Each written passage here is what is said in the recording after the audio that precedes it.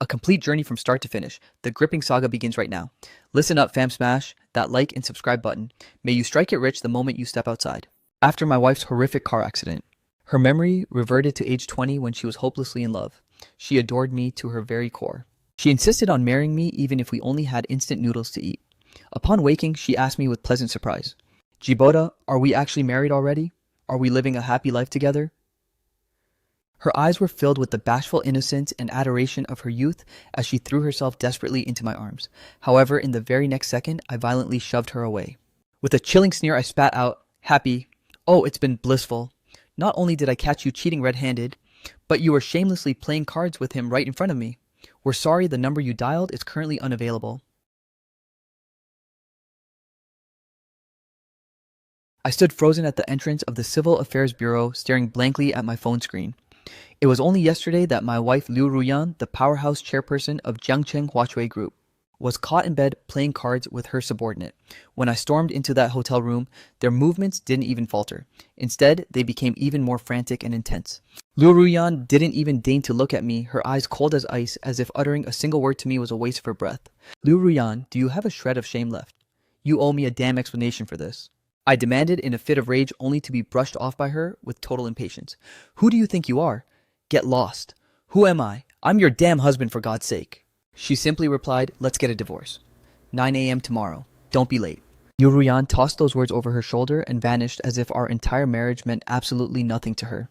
Reflecting on that moment, I took a brutal drag of my cigarette, yet my heart felt more liberated than ever before. Liu Ruyan and I were childhood sweethearts raised side by side, perfectly innocent and inseparable. 10 years ago, right after graduation, Liu Ruyan confessed her feelings to me, swearing she would follow me until the end of time, whether in poverty or in opulence. Driven by those very words, I abandoned my own dreams of becoming a designer and poured every ounce of my soul into building his business. Coming from such humble beginnings, we endured hardships that others could never even imagine. Yet the moment he tasted success and fame, he transformed into someone insufferably arrogant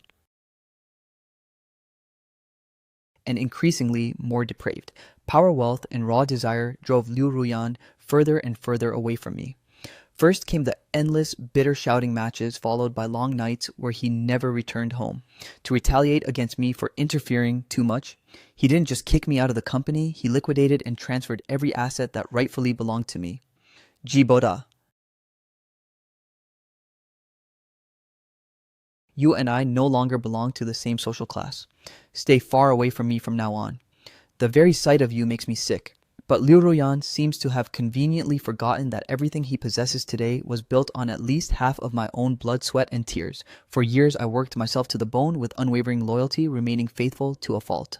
I sacrificed my entire existence for Liu Ruyan, only for him to rise to power and discard me like a stray dog on the street. People truly do change. He no longer harbors a single spark of affection for me. To the man he is now, I am nothing more than a tasteless, burdensome eyesore. But fortunately, all the humiliation I've endured finally exploded the moment I caught him in that bed. Because now I finally have a legitimate, undeniable reason to rid myself of Liu Ruyan forever. Once 9 a.m. passes today, every tie between us will be severed permanently.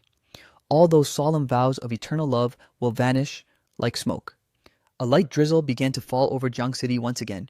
Couples passed by me with expressions of cold indifference. I waited for half an hour, until I finally received a call from Liu Ruyan. I answered sharply, "Hello? What the hell is taking you so long? Are you too busy to even show up for your own divorce?" But a stranger's voice replied, "Am I speaking with Mr. G? This is the third hospital calling. Your wife has just been involved in a devastating car accident." A strange female voice echoed from the other end of the line. I felt the tension in my brow instantly vanish, completely relaxed. I questioned her. "What did you just say?" Liu Ruyan was in a car crash. Ha! Talk about karma, finally catching up to a villain. Tell me, are her injuries severe? Sir, you actually sound quite pleased. Miss Liu has suffered a severe traumatic brain injury, along with extensive abrasions across her entire body. I replied, "That's fantastic news. I'll be there in a heartbeat." I added with a smirk, "Whatever experimental drugs you have, use them all. Even if they kill her, I won't hold you responsible." After hanging up, I sped toward the hospital. Even the polluted city air smelled sweet and refreshing. The mere thought of witnessing Liu Ruyan's miserable state made it impossible to keep the grin off my face. That woman is ruthless and cold-blooded, having committed every foul deed imaginable. This accident is nothing less than divine justice. The only thing that actually pisses me off is the fact that the impact didn't finish her off for good. Half an hour later, the moment I stepped into the VIP ward, a woman lunged forward to block my path. Jiboda, you actually have the nerve to show your face here? Do you have any idea that Ruyan's brain is completely damaged? The person screeching at me was Shu Tingting, Ruyan's best friend. Usually she lives to be Liu Ruyan's most pathetic little lapdog. I asked coldly, and what the hell does that have to do with me? She snapped back, everything. If she wasn't rushing to divorce a worthless loser like you, Ruyan would never have been driving herself to the bureau, I replied with a sense of relief. She was driving, oh thank God. At least an innocent chauffeur didn't get hurt. I peered past her into the room, asking indifferently, where is she? You heartless, soulless piece of trash. How dare you say that? Rian is going to make you pay for this. Sick of Shu Tingting's mindless yapping, I shoved her aside and walked straight to the VIP bed. There laid out before my eyes was Liu Ruyan, her limbs heavily cocooned in gauze. She was watching me with eyes that seemed strangely clear. Her voice sounded bizarrely soft as she spoke. Ji Boda. Why do you look so different? I sneered. I look like this because of the blessings you gave me. I let out a harsh, freezing sneer and remarked, it seems your brain really is fried. You've managed to forget everything, haven't you? He shook his head frantically and cried, no, I remember you perfectly. Liu Ruyan suddenly lunged forward and gripped my hand, desperately pleading, Jiboda, my mind is working just fine. I'll remember you for the rest of my life. I remember how you struggled to pay my senior tuition, working 3 jobs all summer long, just for me surviving on nothing but plain buns and instant noodles. I haven't forgotten any of it. Thank you so much. Hearing those words spill from his lips, I stood there completely paralyzed for a moment. I had honestly forgotten just how long it had been since Liu Ruyan last uttered the words, thank you. Just then, 2 doctors entered the room. Mr. G, you finally arrived. Based on our preliminary diagnostic tests, your spouse has suffered significant brain tissue damage resulting in a severe case of localized amnesia. His memory is currently stuck exactly 10 years in the past. There is no known way to restore his lost memories right now. All we can do is attempt some cognitive rehabilitation. I raised a hand to cut the doctor off, staring at Liu Ruyan with pure suspicion. How old are you? I'm 20.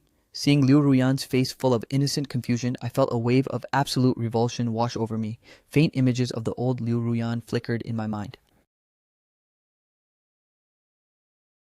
That pure, adorable girl from a decade ago, creating a sickening contrast with the sophisticated, glamorous socialite standing before me now. Back then, she was so delicate and clingy, and whenever she looked into my eyes, the sheer adoration was practically overflowing. But the more beautiful his past self seemed, the more the current version of him made my skin crawl. Humph, I smirked, pulling back my lips. Snapping back to reality, I began to clap. Bravo. Excellent. As long as he isn't a total vegetable, it's fine. It won't interfere with finalizing our paperwork. Shu, Ting Ting, you're finally going to be a useful lackey. Bring him to the Civil Affairs Bureau tomorrow. 9 a.m. sharp, don't be late. However, in that very instant, Liu Ruyan frantically leaped out of the hospital bed. He sprinted toward me and pulled me into a desperate embrace. He trembled, asking, Jiboda, where are you going? Please don't abandon me. What kind of paperwork are we going to process? Is it for our marriage certificate? Gazing into those shimmering, hopeful eyes, my heart felt like nothing but cold ash and desolation. I flatly replied, it's not for marriage. It's for our divorce. The moment those words hit him, Liu Ruyan's entire body shuddered violently. He clutched his head in a sudden panic. Ah! His face turned a ghostly, sickly pale, as if a wave of agonizing memories was flooding back. The doctors rushed over to steady the patient. He's been severely triggered. He needs absolute rest immediately. Shu Tingting hovered over him, asking, Ruyan, are you okay? As she helped Liu Ruyan back onto the bed. She whirled around to block me, fuming. Boda, are you even human? Ruian is seriously injured, and yet you're still trying to provoke him. Provoke him with what? I asked with a voice as cold as ice. Why don't you ask Liu Ruyan about the great deeds he's done? Was I the one who demanded this divorce? Shu Tingting snapped back with self-righteous fury. It doesn't matter who demanded it. Ruyan is ill right now. Is it really necessary to rush this divorce? What if the shock kills him? I countered. That's none of my concern. My only priority is severing ties with Liu Ruyan as fast as possible. As I turned to make my exit, Shu Tingting relentlessly blocked my way again. Freeze, you are still legally his husband. You're just going to walk away from your responsibilities? I scoffed. Am I supposed to stay here and play nursemaid? Go ahead, ask your bestie over there. When I was unconscious with a lethal fever, which nightclub was he at, partying with some boy toy? Shu Tingting, looking absolutely unhinged, grabbed me and shrieked.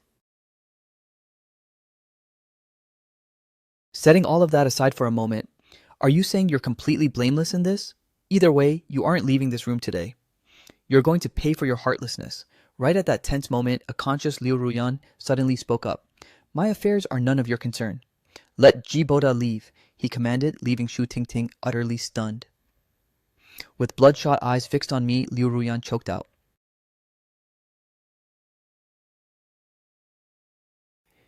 If Jiboda despises me this much, it must be because I've done something unforgivable. He continued, I think I finally understand what's happening. It seems Jiboda and I have been married for 10 whole years, yet I've managed to lose every single memory of it. Our bond used to be so unbreakable. I must have messed up somewhere along the line to make you this incredibly furious with me.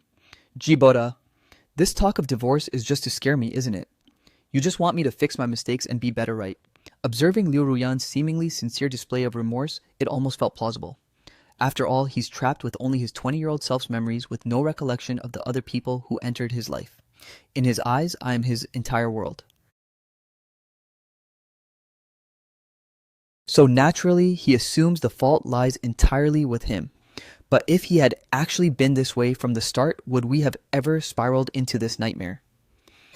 The moment I recalled Liu Ruyan's actual atrocities, I chose to remain cold and indifferent. Before the crowd could even process the situation, I turned on my heel and bolted from the hospital room. The drizzle in Jiang City continued to fall relentlessly. The entire sky was draped in a thick, suffocating layer of hazy gloom. I drove back to my modest 80-square-meter apartment and began packing away the fragments of my life. We bought this place just as the company turned its first profit. Back then, Liu Ruyan and I were comrades in arms fighting side by side, both in our daily lives and in the cutthroat corporate world. Jiboda, do you remember our old dream? Of finally owning our own little villa. It's finally coming true. Yay! Liu Ruyan was 24 years old back then. Despite the slight fatigue etched on his face, he still possessed that flicker of original innocence. But in just 6 short years, he grew to utterly loathe this humble little home. He complained the place was too cramped to live in, declaring, I'm never coming back here again. Luxury cars worth tens of millions. Entire office buildings in the city center and massive standalone mansions, Liu Ruyan had it all. And with that, he grew bored of everything. Old, including me, he began haunting parties with his socialite friends, drinking and clubbing until dawn, collecting the contact info of one gym trainer after another. I used to be so consumed by jealousy, constantly trying to sneak a peek at his phone, but all that did was make him resent me even more. Recalling the storms of these past few years, I stared blankly into the hollow silence of the villa. The traces Liu Ruyan left behind were pathetic and few, while most of the space was filled with my own soul, the little plushies sitting by the entryway. We picked those out together at the mall, the succulents lining the balcony treasures we scavenged from a roadside stall. These items I once cherished as priceless gems were nothing more than worthless junk to him. Our cozy warm sanctuary had decayed into a desolate freezing tomb. I cast aside the objects haunted by memories and began packing my own personal belongings.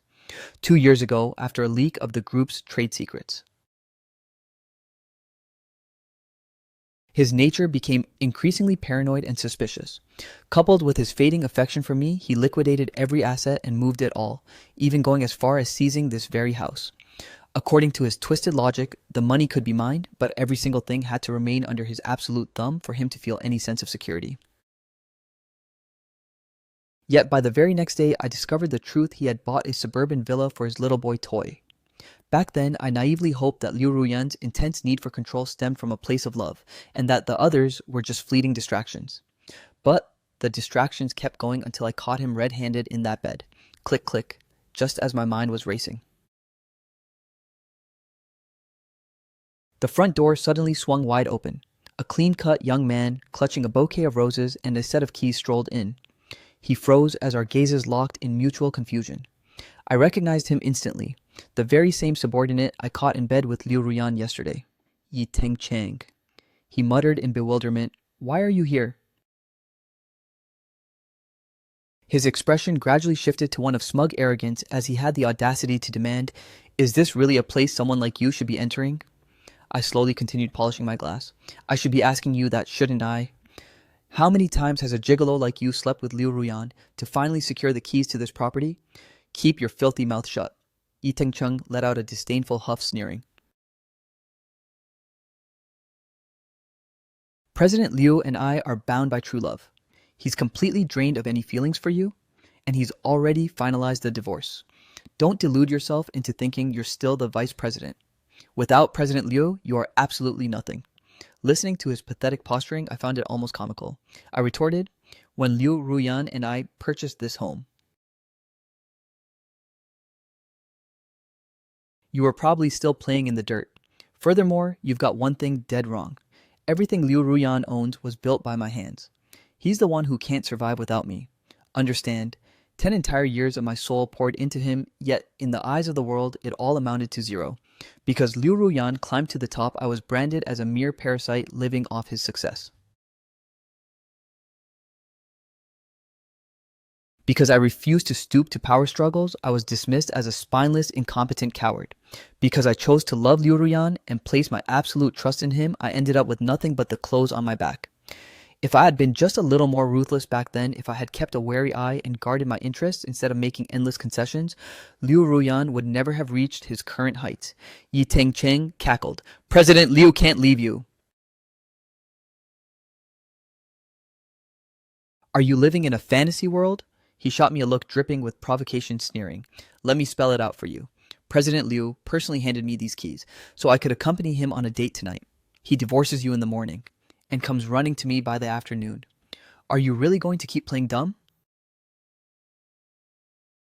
If President Liu had an ounce of love for you, or if you had even a shred of actual talent, would he have chosen to throw you away?" I shrugged, nonchalantly mocking him. "Think whatever you want. Whatever twisted games you play with him are no longer my concern. However, I doubt you'll be making that date tonight." "What the hell are you talking about?" Before Yi Ting-chung could even process the situation, the jingle of keys echoed through the hallway once more. Liu Ruyan slowly pushed open the heavy door, his innocent eyes wandering the room as he asked, Is this really going to be our home from now on?" Seeing Liu Ruyan walk through the entrance, Yi Ting-chung immediately puffed out his chest to gloat. "President Liu, you finally arrived," he exclaimed. "Your ex-husband was just bullying me, and even had the nerve to call me a boy toy." However, instead of the backup he expected, Yi Teng-chung was met with Liu Ruyan's bewildered stare. He had clearly wiped every memory of the toy he had been favoring just yesterday.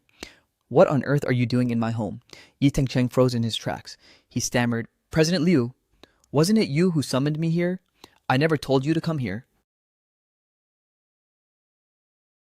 "Get out of here this instant." Liu Ruyan huddled toward me, cautious and fearful looking, exactly like a startled little fawn. Yi Teng-chung pointed at me, insisting, "President Liu, you shouldn't be with this guy." Liu Ruyan ignored him and stepped protectively in front of me. He snapped, "Are you deaf?" I said. "Leave. Get out of my sight right now, or I'm calling the police." I could clearly see the waves of confusion and resentment flashing through Yi Teng-chung's eyes.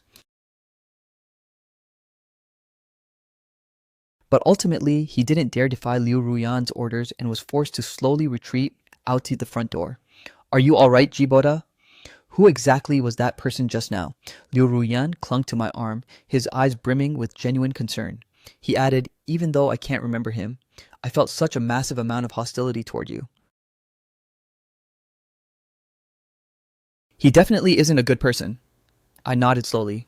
Yeah, you guessed right. I let out a mental sneer. This bad person you're describing was literally tangled in your bedsheets yesterday, but I was too exhausted to offer any explanation. I just wanted to put as much distance between us as possible. Given the fiery temper of a 20-year-old Liu Ruyan, if he knew he was keeping a boy toy on the side, he'd surely harass me for hours for the full story. Before I could even get a word in, Liu Ruyan spoke up, first pleading Jiboda. I know I've messed up in the past, and I'm so sorry for making you this angry. Whenever I was sick before, you never once left my side to take care of me. Since you didn't stay with me this time, I must have truly broken your heart. Can we please just make up? Jiboda!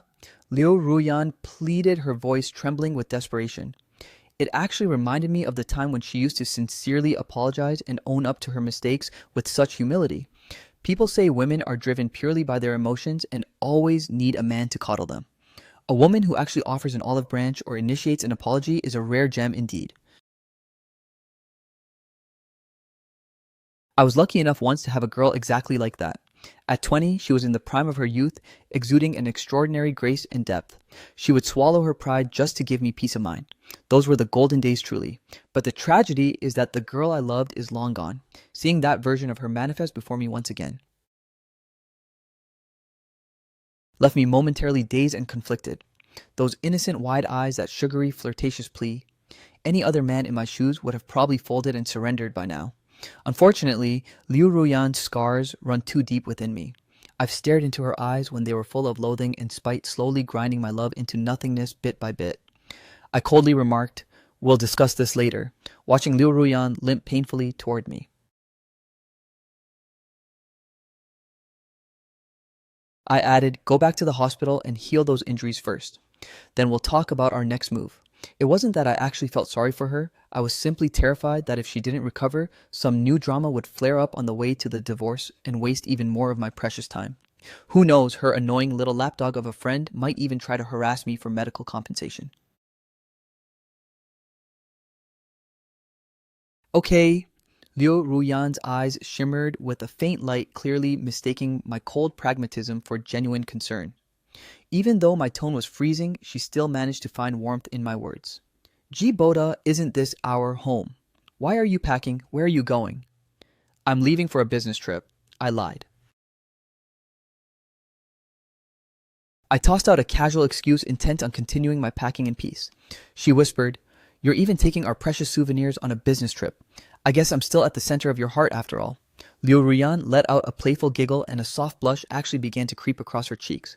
Suddenly, as if struck by a thought, she hurried toward the kitchen as fast as her injuries allowed. "It's almost noon already. At least eat something before you leave. I'll whip up your favorite shredded pork with green peppers." Surprisingly, I didn't push back against the idea, mostly because my stomach happened to be growling, so I figured we might as well have one last breakup meal. It's been at least 2 or 3 years since Liu Ruyan last touched a stove.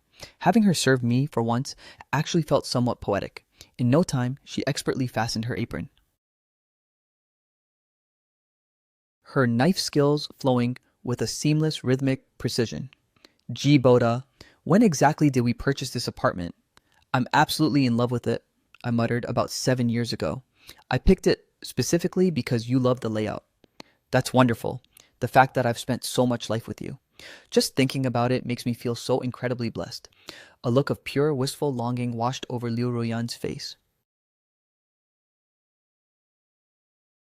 "Gee, Boda, since we've been married this long, do we have any children yet?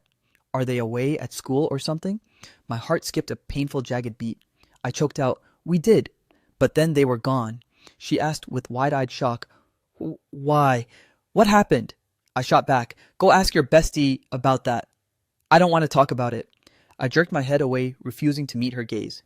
Sensing the sudden spike in my irritation, Liu Ruyan immediately pivoted. "My best friend?" You mean that woman Shu Tingting? So she really was a close friend of mine. Despite her head being swamped with unanswered questions, Liu Ruyan's hands never faltered in their work. She kept stealing glances at me, gauging my every reaction. The savory aroma of the sautéed pork wafted through the air, invading every single corner of the living room. Inhaling that hauntingly familiar scent, my mind was instantly flooded by a tidal wave of forgotten memories. Back then, Liu Ruyan and I had a pact to take turns cooking every other day, but whenever we'd drag our exhausted bodies home, we'd practically fight over who got to cook, each terrified of letting the other lift a finger. I remember once complimenting her shredded pork dish. She ended up cooking it for me for an entire week straight. Dig in, Liu Ruyan said, bringing the dish over. She looked and acted exactly like she did a decade ago. If it weren't for her more mature and sophisticated features, I truly wouldn't have been able to tell the difference. Coincidentally, I had just finished packing the last of my things. I sat down and took a couple of bites. It's still that exact same flavor from before. Even though I haven't tasted it in 2 or 3 years, the tongue simply cannot lie. They say human memory is a complex thing. Some fragments are stored in the brain while others are etched deep within the soul. Broken flickers of the past began playing like an old film. Right beside my ear, the ghostly echoes of our youthful laughter began to resonate. To be perfectly honest, this amnesiac Liu Ruyan has completely blindsided me. Last night, I tossed and turned wondering how to end this, how to gracefully conclude a relationship spanning over a decade. I am a mature adult, a person who values reason and logic. I never wanted to turn our lives into a chaotic mess. When love dies, it's simply over. The best thing to do is just let go with dignity, especially considering Liu Ruyan has committed so many unforgivable acts against me. Yet, fate decided to play a cruel joke on me. Liu Ruyan somehow inexplicably lost his memory, freezing at the exact age when he loved me the most. I admit I truly love Liu Ruyan, the 20-year-old version of him, but he is broken beyond repair now. Even if you try to piece the fragments back together, it's still riddled with flaws. Fake scars can never truly heal into reality. I refuse to let myself drown in a pool of illusions. Jibora, are you alright? Liu Ruyan looked at me with a face full of concern. Are you feeling unwell somewhere? I'll go out and buy you some medicine. No need, I said quickly, swallowing the final bite. I grabbed my belongings and headed for the door. However, just as I reached the threshold, Liu Ruyan called out to me, Jiboda, wait. He walked slowly toward me, then suddenly pulled me into a fierce embrace. With a cold expression, I muttered, I have to leave. But his eyes instantly welled up. Jiboda, you look so utterly exhausted. Is it because my constant tantrums have worn you down? I must have been so immature, making you worry for 10 whole years. I feel so incredibly guilty. I didn't offer a response. I simply peeled his hands away. Jiboda, you aren't really leaving for business, are you? Liu Ruyan stared directly into my soul as two streaks of tears carved past down his face. He choked out, what on earth did I do wrong? Just tell me please, I'm begging you. Why won't anyone tell me the truth? Whatever I did wrong, I swear I can fix it all. For you, I'm willing to do absolutely anything. You can't fix this. My voice was so frigid it even sounded terrifying to my own ears. Why? I spat back. Because you cheated on me, and I caught you with my own 2 eyes. What? Liu Ruyan's gaze looked as if he had been struck by a violent bolt of lightning. He couldn't help but stumble back several steps, but after a mere 3 seconds, he seemed to regain his composure, and with absolute certainty he began to laugh. Ha! Ah, that's impossible. Gee, Boda, you're clearly still furious with me, aren't you? That's why you're making up such horrible lies. But I know my own heart better than anyone. How could I ever betray you? It's literally impossible. There is absolutely no reason for me to do that. Liu Ruyan closed the distance between us, wrapping his arms around my neck. Gee, Boda, do you have any idea how much I adore you? I've spent every night dreaming of being with you. The thought of us being married was a luxury I barely dared imagine. I would never ever cheat on you. I don't care if you're rich or penniless. I don't care if your temper is sweet or sour. You are the only one I love. Jiboda, in this entire lifetime, I could never give myself to another person, listening to that unwavering conviction in his voice. I asked with a self-deprecating smirk, are you sure? I'm certain. The moment Liu Ruyan finished his answer, he began to sob uncontrollably. He buried his face deep into my chest, and that familiar warmth began to seep back into my heart. Subconsciously, I reached out to stroke his hair, but I ultimately forced myself to stop, because I knew the truth. This warmth was nothing more than a fragile bubble. Liu Ruyan's current love is like boiling water. No matter how intense the heat, it will evaporate in an instant. I vividly recall him saying those exact same words 10 years ago. But look how that turned out. The more profound the promise, the more agonizing the betrayal. I will never be able to erase it from my mind, that first explosive argument over his side piece. The way his eyes dripped with pure loathing and disgust. He snarled, Jiboda. Have I given you too much damn slack? Who I spend my money on is none of your business. Men are the one thing I have in endless supply. If you can't stand it, go find a hole to rot in. Just stay the hell away from me. Looking at a pathetic loser like you makes me nauseous. Liu Ruyan had snatched a glass and hurled it at my face, gashing my brow and leaving me drenched in blood. The sharp shatter of a glass broke my trance and ended the flashback. The Liu Ruyan standing before me now, whose face once held such malice, suddenly looked devastated. I'm so sorry. I saw you looked unwell, and I just wanted to get you a glass of water. The amnesiac Liu Ruyan dropped to his knees, frantically trying to pick up the jagged shards with his bare hands. Looking at his trembling silhouette, I actually caught a glimpse of the same humble, pathetic shadow I used to cast. It's true, the more submissive you are in love, the more you get hurt. Jiboda, my hands haven't recovered from the crash yet, so I couldn't hold the glass steady. This is all my fault. Liu Ruyan brushed back his bangs, looking so desperate he was on the verge of kneeling. He sobbed, 10 years of marriage and I still can't do anything right. No wonder you want to divorce me. Jiboda, please don't leave me, okay? Don't abandon me all alone. I'll give you everything I own. I reached down and pulled him back to his feet. Get up. He asked tentatively, You're not leaving. I'm staying, he whispered. Then, are we still getting divorced? Not anymore, he gasped in total shock. What? Am I dreaming right now? Liu Ruyan looked absolutely overwhelmed by the unexpected favor, yet a radiant, unstoppable smile began to spread across his face. I forced a hollow smile back at him while my mind was already cold-bloodedly calculating my next move.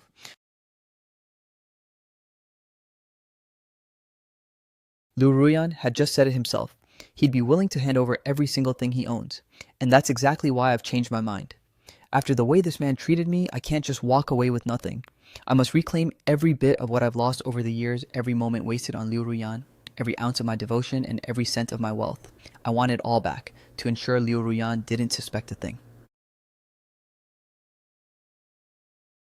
I carefully concocted a believable excuse. Ruyan, the truth is, we've had plenty of bitter arguments lately. But the more I think about it, the more I realize a divorce would be far too impulsive. Tell you what, prepare a special gift for me, and I'll forgive you once and for all. Liu Ruyan practically jumped at the offer, agreeing instantly, wiping away his tears with a newfound hope. I played the doting husband and escorted him back to the hospital. Witnessing my sudden change in attitude, the head physician and the nurses were utterly baffled. Ruyan, where on earth did you disappear to? We've been scouring the entire building for you. Shu Tingting sprinted over, breathless and confused, to see me. Liu Ruyan replied calmly, I just went to find Jiboda. He sized up Shu Tingting with a cold, distant look. Jiboda tells me you're supposed to be my best friend, but I don't have the slightest recollection of who you are. Shu Tingting forced a smile and stammered, No, it's fine. I'll help you remember everything in time, she urged. Let's get you back to bed right now. I've just prepared your medication. Have you eaten anything yet? Liu Ruyan shook his head dismissively. That won't be necessary. From now on, Jiboda will be the only one taking care of me. Go home and get some rest. Liu Ruyan clearly didn't buy whatever excuse Shu Tingting had, sending her away without a second thought. After I made sure he took his medicine, he drifted off into a deep, heavy slumber. By the time the chaos settled, evening had already arrived, staring at Liu Ruyan's peaceful sleeping face. A flicker of anxiety began to gnaw at my gut. I worried that if the real him suddenly woke up, my entire plan would crumble into dust. Ji Boda, Shu Tingting gestured for me to follow her out. Once we reached the sterile silence of the hallway, my craving for a smoke became unbearable. I pulled out a lighter and sparked up a cigarette. I asked coldly, "What is it? How did you suddenly become such a saint?" asked Kikid. Volunteering to play nurse for Rian like this, Shu Tingting glared at me, demanding, "Spill it. What kind of twisted game are you playing? What on earth are you implying?" I let out a dismissive chuckle. "As of right now, Rian and I are still legally married. I'm simply fulfilling my marital obligations according to the law." Displeased, Shu Tingting watched me warily. "Quit playing dumb with me. When you were battling Rian for control of the group's shares, you weren't above using some dirty tactics. Consider this a fair warning. I'll be watching your every move during this period. Don't even dream of touching a single cent of Ruyan's fortune." I exhaled a long, thick cloud of smoke, feeling a sudden wave of mental exhaustion. If reclaiming what is rightfully mine counts as a tactic, then this world is even more delusional than I thought. Don't act like Liu Ruyan is some paragon of virtue. In his eyes, you're nothing more than a glorified servant. Shu Tingting snapped in a rage. "Shut your mouth! Don't you dare try to drive a wedge between us. Just watch your step, Jiboda. If anything happens to Ruyan, I'll make you pay." With that, she stomped away, her heels clicking with fury. As she reached the far end of the corridor, Shu Tingting brushed past another woman. They shared a fleeting glance before she vanished from sight. The woman approached me, clutching a thick stack of files. She adjusted her glasses with a professional air. "Brother Boda, here is the documentation you requested." "Thanks. It's been a while," I noted. "Your competence and looks are still top tier as always." I flashed a subtle smile, casually crushing my cigarette butt in the tray. The fair-skinned woman standing before me, sporting stylish, oversized frames, was Yu Yo-wei. She was my junior from the law department back in university. We met through a campus club. We both shared a burning passion for design back then. But for various reasons, we both eventually walked away from that dream. A few years ago, I had consulted Yu Yo-wei regarding company legal matters. But once Liu Ruyan found out, he warned me to never contact her again. I hadn't reached out to her since that day. However, now that Liu Ruyan was in this state, I filled her in on everything that had transpired. She replied confidently, "But of course. Since Brother G gave the order, I've got to ensure it's handled perfectly." Yu Yue flashed a relieved smile, her prominent dimples showing as she spoke. "Your wife's tactics are honestly brilliant," she noted. "She set up a specialized team to shuffle every single asset she owns into different accounts every 8 hours. Even with your authorization, it would be impossible to track. Fortunately, she hasn't made a move in the last 8 hours, allowing me to map out the entire inventory of her assets." I nodded with immense satisfaction. "Excellent work. What's the grand total of everything we found?" With my expertise, she replied, "The amount I can transfer into your name in the short term is approximately 70 million. Yu Yue tapped the documents in her hand. "Aside from the liquid cash," she added, "there's your wife's controlling stake in the Huashui Group, a full 51% of the company's equity. Based on current market value, that's worth roughly 1.9 billion. "Good," I replied. "How fast can we finalize the transfer of these assets?" "I'll need at least 1 week." Yu Yue paused to consider the logistics. "During this 1 week reflection period," she explained, "the owner must consistently confirm the transfer is a voluntary gift and cannot retract the decision at any point. Do you think there will be any issues on your wife's end?" I answered with absolute confidence, "No problem at all. 1 week is more than enough time. Once the deal is sealed, we'll stick to our original agreement. A 2% commission for your services." "Yes." Yu Yue let out a small muffled cheer of excitement. She looked back at me with a playful beaming grin. "Still as childish as ever," I remarked with a light chuckle. "Remember to show up at the Huashui group tomorrow." "We're going to settle the matter of the company shares first. Consider it done. Mission will be accomplished." After saying her goodbyes, Yu Yue practically skipped away with a bounce in her step. It was hard to imagine that a woman in her late 20s could still retain such a sense of pure childlike innocence. It seems she's nothing like me or Liu Ruyan. Life hasn't managed to erode her spirit, nor has it been tainted by toxic broken relationships. Returning to the hospital ward, I settled into the uncomfortable folding bed for the night. Liu Ruyan had his IV drip changed 3 or 4 times throughout the night. Likely due to the severe trauma to his head, he remained trapped in a deep, heavy slumber. It wasn't until early the next morning that his phone began absolutely blowing up with calls. Secretaries, assistants, managers, and shareholders were all frantic like ants on a hot skillet. In the past, Liu Ruyan had strictly decreed that no one should contact him unless he was MIA for 12 hours. He loathed being constantly disturbed by trivial matters. Ring, ring, ring. Just as Liu Ruyan silenced the call, a woman clad in professional business attire burst into the room. President Liu Tatir, she exclaimed, "Why didn't you inform us about your accident? The entire group is paralyzed waiting for your approvals." Liu Ruyan's eyes flickered with confusion. Group approvals. 30 minutes later, we arrived at the towering headquarters of the Huashui Group. The employees across the entire office floor shot us glances filled with intense anxiety and bewilderment.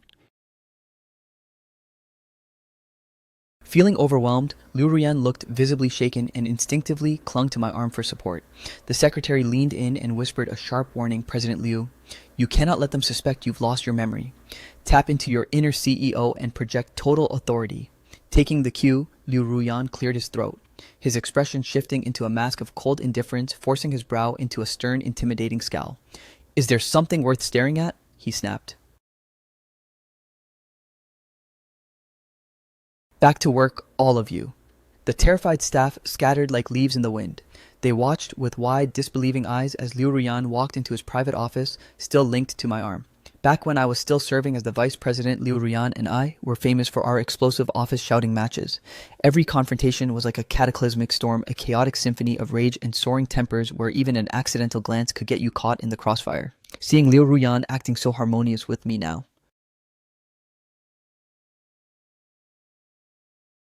Walking hand in hand through the halls, any employee would swear they were trapped in a fever dream.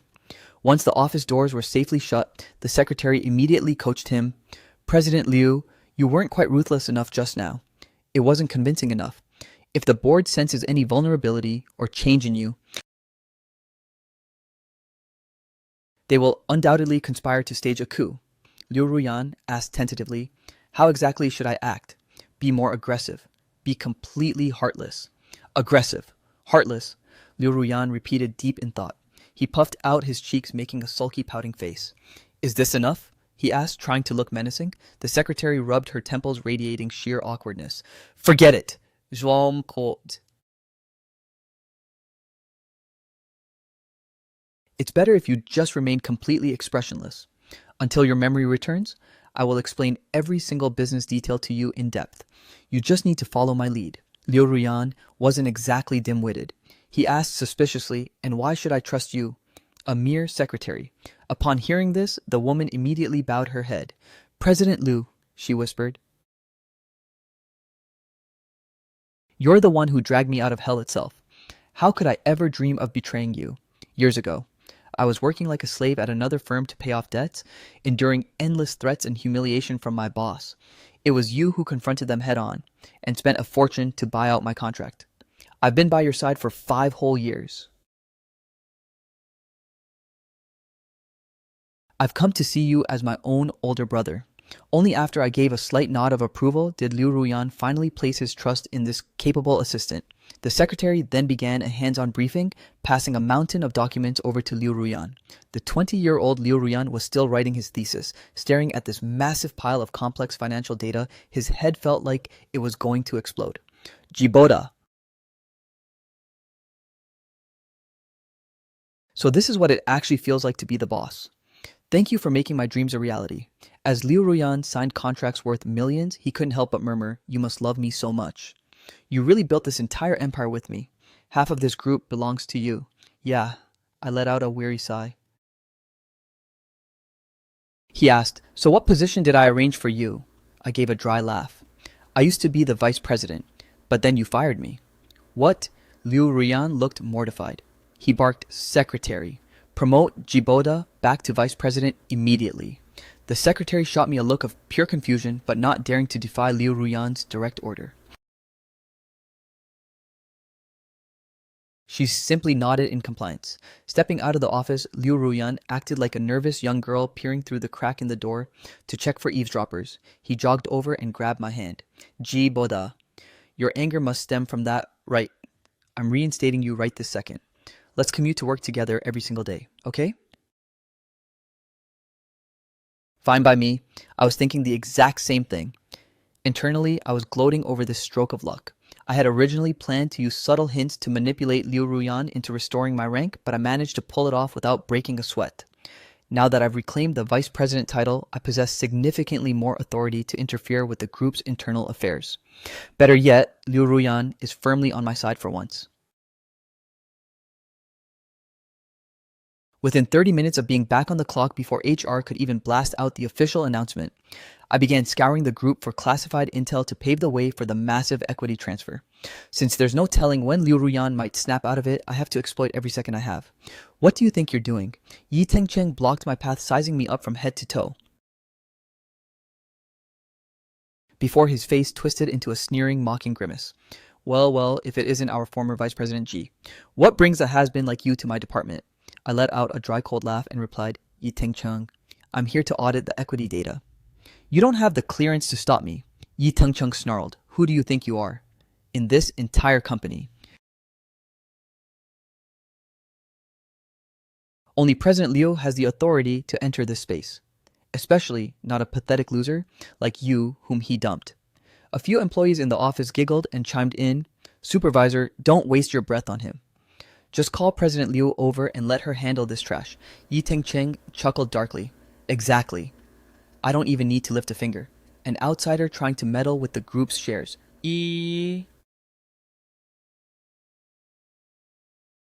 President Liu will make sure you regret ever showing up. She seemed to be in a foul mood yesterday. I bet she gave you a hell of a hard time, didn't she? I narrowed my eyes and snapped, cut the crap and get out of my way immediately.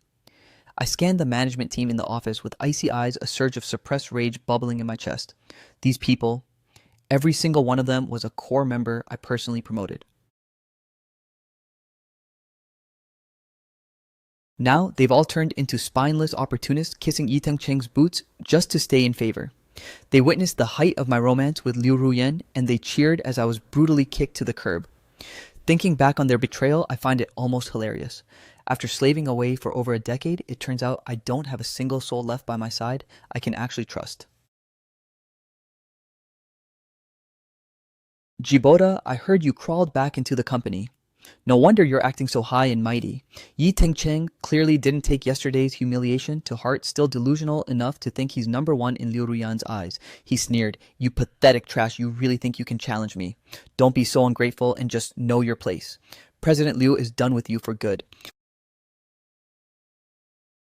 Stop clinging to him like a desperate leech. Yi Tengcheng's voice boomed so loudly that it drew the attention of more than half the office. A swarm of employees eager for some drama crowded around to watch the showdown between me and Yi Tengcheng.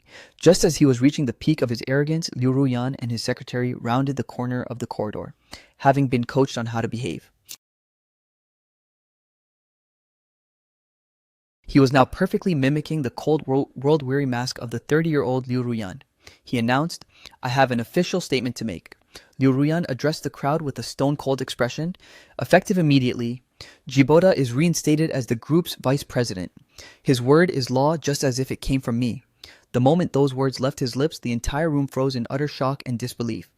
The once obnoxious Yi Tengcheng turned a sickly shade of pale.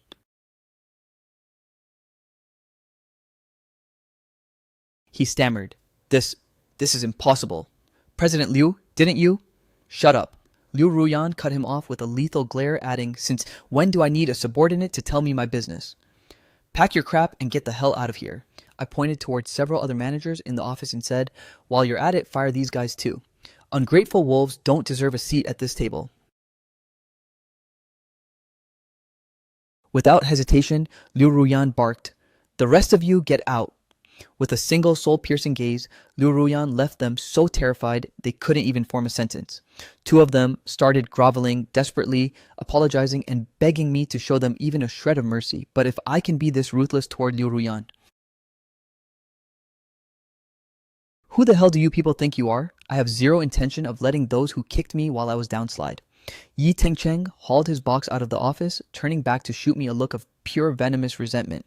His eyes looked like they wanted to devour me whole. Just a day before yesterday, he was draped all over Liu Ruyan, flaunting his victory like a smug champion. Little did he know that I didn't give a damn about fighting him over this piece of rotten meat. Terrified of being caught in the crossfire, the remaining staff scurried back to their desks, sitting as rigid as statues. Once I had secured the critical data I needed, I concocted an excuse to send the secretary away, then signaled Yu Yoei to enter the building. Moments later, that girl with the cunning, playful smile strode in, clutching the necessary legal documents. Good morning, President Liu, President Ji. Liu Ruyan looked confused, asking, "Who is?" I cut in. "This is the specialized attorney I've hired to iron out some lingering legal issues within the company." I maintained a steady, composed tone as I added, "Since your memory is still a blank slate, just follow my lead on this." "Okay," Liu Ruyan agreed with docile obedience, uncapping her pen to begin the signing process. To leave absolutely nothing to chance, Yu Yoei stood to the side, discreetly recording the entire interaction on camera, just in case Liu Ruyan tried to retract his consent later.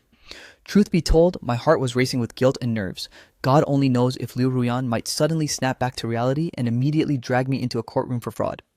However, as time ticked by, I realized I had been overthinking his reaction.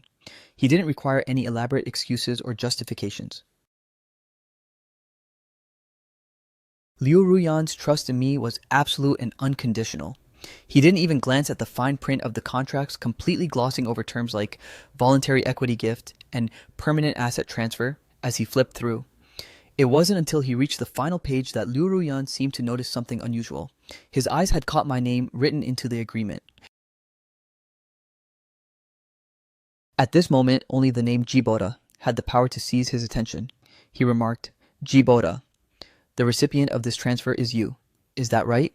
"Of course it is," I replied smoothly. "What's mine is yours, and what's yours is mine, right?" I flashed a gentle, reassuring smile and affectionately ruffled Liu Ruyan's hair. But suddenly, something seemed to trigger a memory. His face contorted into a mask of pure agony. "Jiboda! My head feels like it's splitting open." Liu Ruyan clutched his temples, shaking his head violently as if trying to clear the fog. That's when it clicked. Those were the exact words from our wedding vows years ago. I still remember that day so vividly. The officiant was droning on with those standard repetitive questions until Liu Ruyan finally lost his patience. He snatched the mic and whispered with raw emotion, "Jiboda, you are the most significant person I have ever encountered. Forget about poverty or sickness. Even if the world ends, I will never let you go. You saved my life once, so from now on, everything I own is yours. What's mine belongs to you." It seemed like. Liu Ruyan was finally reaching a pivotal point in his memories. I quickly rubbed his back and urged, "Ruyan, are you okay? Are you feeling pain somewhere?" "I'm fine," Liu Ruyan gasped, fighting through the agony as he gripped the pen to sign the very last page. He added, "Jiboda, I'm almost finished here." "I won't keep you waiting." I feigned a look of concern and said, "It's all right. Maybe you should rest for a moment." But right then, Shu Tingting suddenly kicked the door open and stormed in with a furious scream. "Jiboda!" I knew you were up to something shady. Damn it, my heart skipped a beat so hard it echoed. I barked, "What the hell are you doing here?" "Heh, I'm here to expose your little scheme, obviously."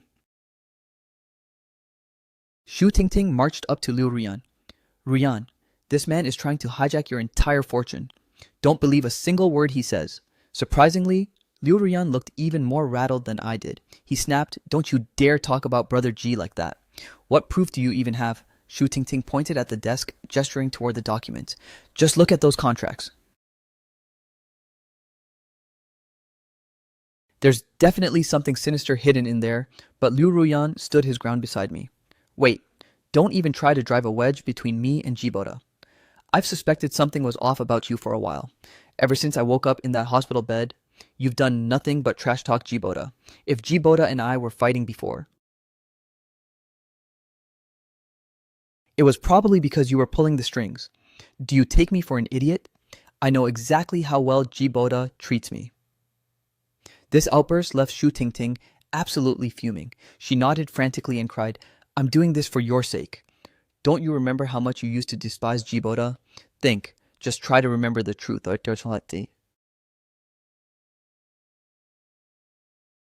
If this keeps up, you'll be swindled until you're absolutely penniless. Liu Ruyan shot back defiantly. Jiboda would never deceive me. Get out of here this instant, or I'm calling security. Witnessing Liu Ruyan's unyielding stance, Shu Tingting lunged forward, shoving the contract directly into Liu Ruyan's face. I tried to intervene, but it was already too late. She roared, read what's written on these pages. Geek.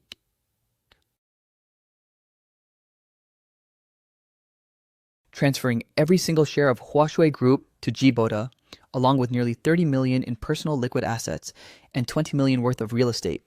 You idiot, you might have amnesia. But surely you haven't forgotten how to read. Shu Tingting whirled around and screamed at me, Jiboda.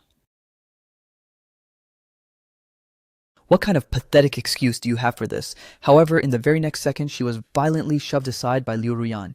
Don't you dare raise your voice at him.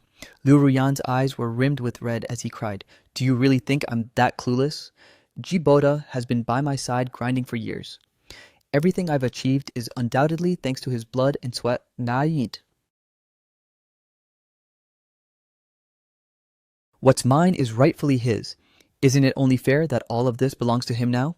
Staggering back, Shu Tingting gasped in horror. You, Liu Ruyan continued, do you have any idea? What happened when my family collapsed during university? Debt collectors were swarming the school gates to hunt me down. Jiboda fought them all off just to protect me. He was hacked until he was drenched in blood, nearly losing his life in the process. Liu Ruyan enunciated every single word, do you have any inkling of how much he's cherished me? He's closer to me than my own flesh and blood. He never let anyone lay a finger on me. He even sacrificed his own dreams just for my sake. Now I have everything in the world, while he has absolutely nothing left to his name. It's a complete travesty. Right now, all I want is him. I couldn't care less about these stupid assets. I stared at the contract on the desk, remaining dead silent, while Shu Tingting's face turned a sickly ashen gray. Liu Ruyan shouted, What are you still staring at? Leave now. If your interference causes me to lose Jiboda, I swear I will make you pay dearly. Liu Ruyan was on the verge of a breakdown, acting as if he was terrified I might vanish into thin air. He lunged forward and locked me in a desperate embrace. I froze for a split second before slowly hugging him back, yet the place where my heart used to be remained ice cold. Shu Tingting fled the office in utter humiliation. Yu Youwei, watching the scene unfold with caution, discreetly flashed me an OK signal before efficiently gathering the finalized documents. It's all right. It's okay now, I whispered, feigning a comforting tone to soothe Liu Ruyan. The truth is, I'm just terrified you'll lose everything. Since you can't remember a single thing right now, if something... I get it. I totally understand. Liu Ruyan tilted his face up toward the mind, looking like a child starving for a shred of praise. Jiboda, how could you ever possibly hurt me? You're the most precious person in my entire life. If you truly want these things, it doesn't matter to me. As long as you promise never to leave my side. Jiboda, you won't leave me again, right? Just as the lie was hesitating on the tip of my tongue, I caught sight of Yu Youwei gesticulating frantically in the background. She was giving me a silent, desperate reminder. The asset transfer requires a strict 1-week confirmation period. This meant Liu Ruyan still had immense utility to me. I couldn't afford to burn this bridge just yet. Of course I won't, I declared firmly. I forced a look of mock astonishment and added, Whatever made you think such a thing? Have I really failed to make you feel secure? No, not at all. Liu Ruyan quickly tried to pivot the conversation. Anyway, let's go grab something to eat. It's already almost lunchtime. Fine, We found a Western restaurant near the office building. Lu Ruyan scanned the menu with that same old cautious habit, meticulously double-checking the price of every single item. Seeing him act so guarded with money, my memories were violently dragged back to a decade ago. Back then, we were struggling interns barely scraping by with so little change in our pockets it didn't even jingle. Whenever we had a milestone worth celebrating, like passing an interview or finally getting paid, Liu Ruyan would insist on taking me out for Western food. He would always order a single small steak, then use the flimsy excuse of having a tiny appetite just to push half of it onto my plate. Until one day, I caught him staring at a steak advertisement, practically drooling. My heart practically shattered into a million pieces at that sight. How could 20 not be the most beautiful age? That was exactly when Liu Ruyan truly loved me back, when his devotion was at its absolute peak. Ji Boda, Liu Ruyan whispered tentatively. After scanning the menu for a long while, why is the steak here so outrageously expensive? Let's go find somewhere else to eat. I smirked and whispered back, President Liu, have you forgotten that we're actually loaded now? Eat whatever you want, don't hold back. Besides, inflation has skyrocketed over the past decade. Liu Ruyan had a sudden epiphany. Oh, you're absolutely right.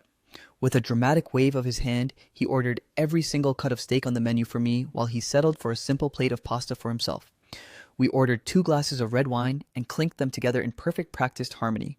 Liu Ruyan beamed, saying, being rich is incredible. I really hope I never have to wake up from this dream. I nodded slowly. Yeah, me too.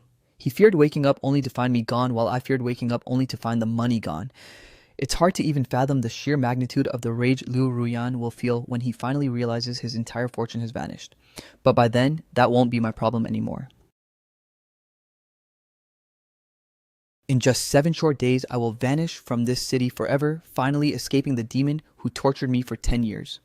In just 7 days, I will emerge as a multi-millionaire while Liu Ruyan will be stripped of everything. His wealth, his career, and his love. As long as I ensure these 7 days go off without a hitch, my future will be more magnificent than I ever imagined. The thought alone made me want to burst out laughing, and seeing me smile, Liu Ruyan began to giggle along with me like a complete fool. After we finished our meal, I escorted Liu Ruyan back to his hospital ward. The entire time I was scanning our surroundings like a hawk, terrified that some freak accident might suddenly trigger his memories to return, to play the role of the devoted lover to the very end. I bought a mountain of fresh fruit and personally hand-fed Liu Ruyan while he was on his IV, 1 bite at a time, seasoned with fake sweetness and hollow bliss. The 20-year-old Liu Ruyan is currently in his prime of loving me.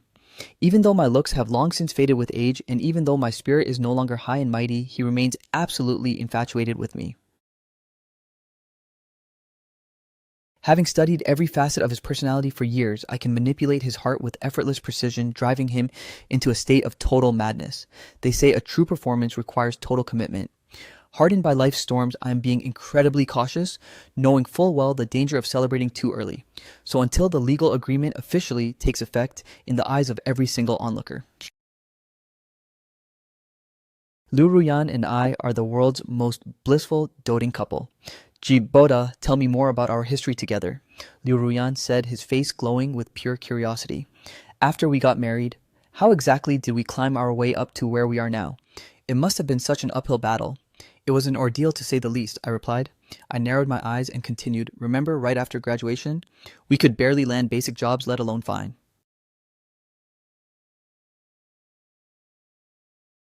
The seed money to launch our own startup. Later, in your rush to gain industry experience, you infiltrated another company to steal their secrets, copying their entire business model and system, just to go out and start a rival firm. And guess what happened next? What? Liu Ruyan let out a giggle as he listened. Seemingly amused by his own past recklessness, that boss was nearly driven to a heart attack, I said. He hired people to try and throw us behind bars. I let out a dry, self-deprecating laugh. At a banquet, we were humiliated by every major industry titan. I had to down 3 massive glasses of liquor for every apology, ending up in the hospital to get my stomach pumped, before they finally agreed to let us off the hook. But the company was liquidated anyway.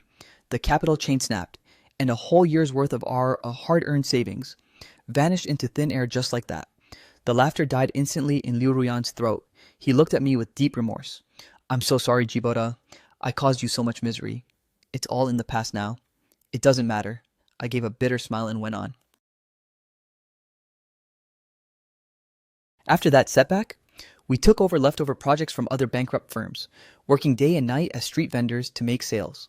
Once we cleared the inventory, we barely stabilized the company. Life was exhausting back then, but honestly, those days felt so much purer. When we were exhausted, we'd just crash in the back of the van. When hunger struck, we'd settle for a couple of cheap buns. We weren't nearly as pampered and fragile as we are now. Liu Ruyan just stared at me in silence, not uttering a single word. Back then, he truly knew the meaning of grit and sacrifice. During the most vibrant years of his youth, he stood by my side as we built everything from scratch. I always craved a simple, stable life, but he hungered for a life of opulence and excess. His father's crushing debts had left the family destitute. As Liu Ruyan put it, he was simply terrified of being poor. He refused to let our future family suffer like he once did. 10 years later, he certainly achieved his ambition. Yet, at the summit of his grand success, there was no longer even a tiny corner left for me. Reflecting on the past, I couldn't help but sigh with melancholy. When I looked at Liu Ruyan again, he had already drifted off. His body rose and fell with his steady breathing while the rhythmic drip of the IV echoed in the dead silence. The air in the room felt chillingly cold. I tucked him in and quietly slipped out of the ward, handing the nurses 10,000 as I gave them strict orders. Starting today, keep a hawk-like watch on Ms. Liu. I won't tolerate even the slightest mishap. The nurses nodded in a daze. Watching me as I walked out of the hospital gates, I sparked a cigarette, and before long a sleek white sedan pulled up beside me. Yu Yoei slowly rolled down the window, her big eyes sparkling with mischief as she chirped, "Hey, sugar daddy, hurry up and hop in." I quickly hissed back, "Don't call me that in public." I coughed awkwardly, glancing around to make sure nobody was watching. She teased, "Oh, come on, I'm not exactly wrong. Let's get moving already. I'm dying to get out of here." Yue pulled me into the car, floored the accelerator, and we sped off into the night. 10 minutes later, we arrived at a bustling night market located right next to a hotel on the 3rd Ring Road. It wasn't even 11 p.m. yet, so the place was absolutely teeming with life. Filled with the mouth-watering aroma of street food, Yue and I found a BBQ stall right by the river, ordering half a crate of cold beer. She looked at me and said, "Brother G, just 6 more days until you're finally liberated. Aren't you thrilled? Isn't this the ultimate win?" I'm happy, I nodded, yet I couldn't summon even a spark of genuine excitement. Perhaps years of relentless storms have left my soul withered. Walking away from Liu Ruyan was merely a way for my exhausted heart to find some peace. "Hey, we're here to celebrate tonight," she insisted, "so wipe that gloom off your face." Yue physically forced my mouth into a smile before shoving a savory skewer into my hand. "We're talking hundreds of millions in assets here," she said. "If it were me, I wouldn't be able to sleep for a month from the hype." "By the way, what's the move? Where will you go? What's the plan?" I replied simply, "I haven't really decided yet." I paused for a moment of reflection. Maybe I'll travel the globe, or perhaps build a secluded luxury villa, or maybe even launch a new startup and conquer the industry. At the end of the day, as long as I'm rid of Liu Ruyan, any life I lead will be basking in sunshine. "Why are you always bringing up your ex?" Yue suddenly leaned in her face inches from mine, her eyes glinting with a sharp, suspicious curiosity behind her frames. "Brother G," she whispered, "give it to me straight. No lies? Do you truly feel nothing for him anymore? Even for the person he is right now, is there absolutely no chance of a reconciliation?" I froze the moment those words hit me. And a sudden chilling realization took hold. I stood up abruptly, my guard instantly raised. "Who put you up to this?" I demanded. "Was it Shu Tingting? Of course not." Yue waved her hands frantically in explanation. "I'm firmly on Team Jibota. Always have been. Playing peacemaker for you two gets me absolutely nothing. Right, perhaps I'm just being overly paranoid." I took a deep, shaky breath and sat back down. "Yue," I sighed, "we've known each other for so many years now. You're closer to me than my own flesh and blood. You cannot betray me. If I lose your loyalty too, then I truly won't have a single soul left in this world that I can trust. Being on edge for so long has made it difficult for me to even think logically. I actually suspected for a second that Yu Yowei was a lobbyist sent by Shu Tingting to manipulate me into showing Liu Ruyan some mercy. She gave a soft, reassuring smile. Rest easy. I'd be a total moron not to back the winning horse. Yu Yowei scurried over to my side, massaging my shoulders and pounding my back with focus. I honestly just wanted a heart-to-heart with you, she said. It feels like you're carrying the weight of the world. I gave a half-hearted shrug. There really isn't much to say about Liu Ruyan and me. I reached for another cigarette, but after fumbling around, I realized I was out. I just downed more beer to distract my racing thoughts. I told you I've got zero feelings left for him, I stated. Everything you see now is just a calculated performance. Yu Yowei simply hummed in response. And a heavy silence suddenly fell between us. This bizarre, suffocating atmosphere lasted for 2 full minutes until I finally broke the tension. By the way, let me ask you something for once. It's been 10 long years yet. It feels like you haven't aged a single day. How do you stay so incredibly positive all the time? She pursed her lips. Positivity, that's a joke. Yu Yowei let out a sudden bitter laugh. If my life was actually going great, she said, would I really be out here drinking with you to kill the boredom? These last 10 years have been anything but easy. My overbearing parents forced me into a career that I absolutely loathe with every fiber of my being, drowning in endless lawsuits every single day. It feels like my brain is on the verge of exploding.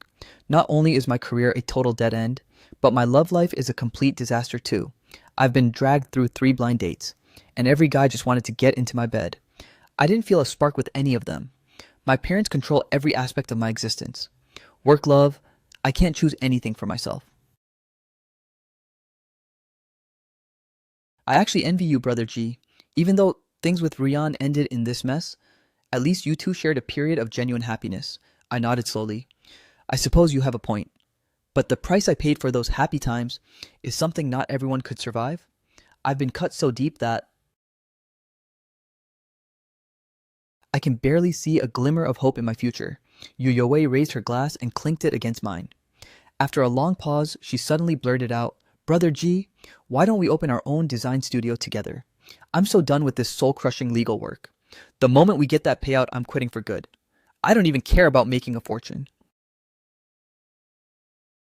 I simply want to reclaim the dreams I once abandoned. Hearing those heartfelt words, I felt a genuine spark of warmth flicker in my chest. That's actually a brilliant idea, I replied. Consider it a done deal. Then let's have an early toast to our future cheers. By the time I regained consciousness, it was the next morning, as the blinding sunlight pierced through the window. I realized I was sprawled out on a hotel bed. I turned my head and saw Yu Yowei beaming at me. Wait, what the hell happened last night? I strained my brain to remember, but my head was throbbing with a brutal migraine. She whispered softly, You were completely wasted last night. I kept telling you to stop, but you just kept tossing them back. Since I had no clue where you lived, yolk. I just checked us into a random room. Yu Yowei leisurely pulled on her silk stockings, patting the mattress as she added, Relax. It's a twin room. I've got to head to the law firm now, so I'm taking off. There's warm milk on the nightstand. Drink it to help with that hangover. I finally let out a sigh of relief, collapsing back onto the bed in exhaustion. After getting dressed and leaving, I grabbed some takeout on the way to the hospital. Meanwhile, back in the ward, Liu Ruyan was frantically interrogating the duty nurse for news of me. He didn't mention where he was going last night. Why can't you just help me dial his number? Do you not know how to use a phone? I cleared my throat and called out, Ruyan, I'm back. The instant his eyes landed on me, Liu Ruyan dashed over, demanding to know where I'd been. After brushing him off with a few vague excuses, I began yet another day of playing caretaker for Liu Ruyan. Though the routine was mind-numbingly dull, Liu Ruyan seemed to be relishing every second of it. He wouldn't stop raving about how incredible I was, vowing to nurse me with just as much care if I ever fell ill. I simply joked back, asking why he was so obsessed with cursing me with the sickness. Just like that, 3 more days flashed by. Even though the countdown to my freedom from Liu Ruyan was rapidly approaching zero, it felt like he was becoming more helplessly dependent on me. Even if I just stepped away for a quick bathroom break, he'd practically stalk me and stand guard, lingering outside the door like a lost puppy. He'd tell anyone passing by that his hubby was inside, leaving me utterly mortified. I announced, "The discharge papers are all finalized. We're officially good to go." Liu Ruyan's injuries weren't severe to begin with. A few days was plenty. At the hospital gates, he grabbed my hand, acting all mysterious. "Ji Boda, you've worked so hard for me these past few days. So I've prepared a massive surprise for you." "A surprise like what?" "Oh, you'll find out when the time is right. For now, it's top secret." My lips are sealed. Liu Ruyan made a shushing gesture, then started clamoring to visit the snack street in the east. That place had every treat imaginable, all at dirt cheap prices. It used to be our sanctuary during our hardest times. To him, it was just a spot he hadn't visited in a week, but for me, it had been years since I'd stepped foot there. I'd almost forgotten the way. Fortunately, the place hadn't changed much at all. Liu Ruyan and I strolled hand in hand, drawing envious glances from the crowd. They seemed jealous that a couple in their 30s could still act like lovebirds in the honeymoon phase. Liu Ruyan called out, "Boss, 2 sugar paintings, please." He stopped in front of a familiar old stall. This stand had been running for over a decade. I still remember the first time we ever ate here. Liu Ruyan and I were still in that "it's complicated" phase. To play matchmaker for us, the old lady running the stall joked that spinning the wheel while holding hands meant a dragon. And miraculously, we actually landed on the dragon. We were over the moon for hours. From then on, Liu Ruyan became a regular. He claimed coming here kept our bond unbreakable. The old lady squinted at us for a second, recognizing us almost instantly. "Oh my, aren't you two that couple from the university?" "It must have been 3 or 4 years since I last saw you." Liu Ruyan, slightly caught off guard, replied, "Yeah, we just suddenly felt like visiting today." The lady said, "My, how time flies. I bet you two have been married for ages now." She chuckled while arranging the sugar figures. "You two truly are a match made in heaven. I've witnessed countless couples just like you, but those who actually make it this far are rare gems." Liu Ruyan chimed in, "Well, obviously, my husband and I share an unbreakable bond. He's been by my side in the hospital nursing me 24/7. Liu Ruyan beamed with insufferable pride. His designer earrings, worth hundreds of thousands, shimmering. I merely let out a dry chuckle and remained silent. The old woman shot me a puzzled glance before sighing. "I truly hope you two grow old together." In today's world, society is drowning in materialism, and everything has become so twisted and complex. It wasn't like that in my day. A few buns and a bag of rice were enough to start a life. Back then, you simply couldn't survive without your partner. Liu Ruyan replied, "Thank you for the blessing. We'll definitely make it last forever." After paying, Liu Ruyan instinctively reached for my hand, and I slowly interlaced my fingers with his. However, when he flicked the spinner on the dial, the needle landed dead on the rat, the lowest of the zodiac. Liu Ruyan's expression instantly soured. The old lady quickly tried to smooth it over. "Oh, this one means you're the only one. It signifies that your hearts beat only for each other." Liu Ruyan's eyes lit up. "Wait, really? That's amazing." After grabbing the sugar candy, Liu Ruyan offered me the very first bite with the pure giddy excitement of a child. Just as I took a bite, the phone in my pocket vibrated. Seeing it was the call to verify the asset transfer info, I pulled Liu Ruyan aside and handed him the device. Since Liu Ruyan is clueless about modern smartphones, I've been the one managing everything for him. "Ruyan, the person on the line needs to ask a few questions. Just confirm everything they say, okay?" "Okay." Liu Ruyan was perfectly obedient. He took the phone as the voice on the other end spoke. "Ms. Liu, we are currently verifying the request to transfer 70 million in assets to your husband, Jiboda, making them his exclusive personal property. Is this being done of your own free will, sir?" "Yes." Liu Ruyan answered without a second thought. He breezed through every confirmation, and as I eavesdropped on their clinical conversation, my heart was practically dancing with joy. Once this verification stage wraps up, it means we're entering the final legal stretch. In less than 3 days, it will all be settled. The voice on the other end responded, "Understood. The assets will be officially transferred in 3 days." However, during this 72-hour window, you reserve the right to cancel at any time. The moment the call disconnected, I decided to probe Liu Ruyan with a cautious question. "Ruyan, has that best friend of yours been talking behind my back?" "Ugh, has she ever?" Liu Ruyan replied, her voice laced with indignation. "She claims you're just faking your love for me, planning to embezzle every cent of my fortune before dumping me for a divorce." "What?" I gasped, feigning utter shock. "Seriously, how could she think so lowly of me?" Liu Ruyan stuck out his tongue playfully. "It doesn't matter. I'm not about to listen to a total stranger like her anyway. I know exactly who truly treats me right." I pressed further. "But what if I actually did do that? If you really were that heartless?" "Then I'd accept it without a single regret."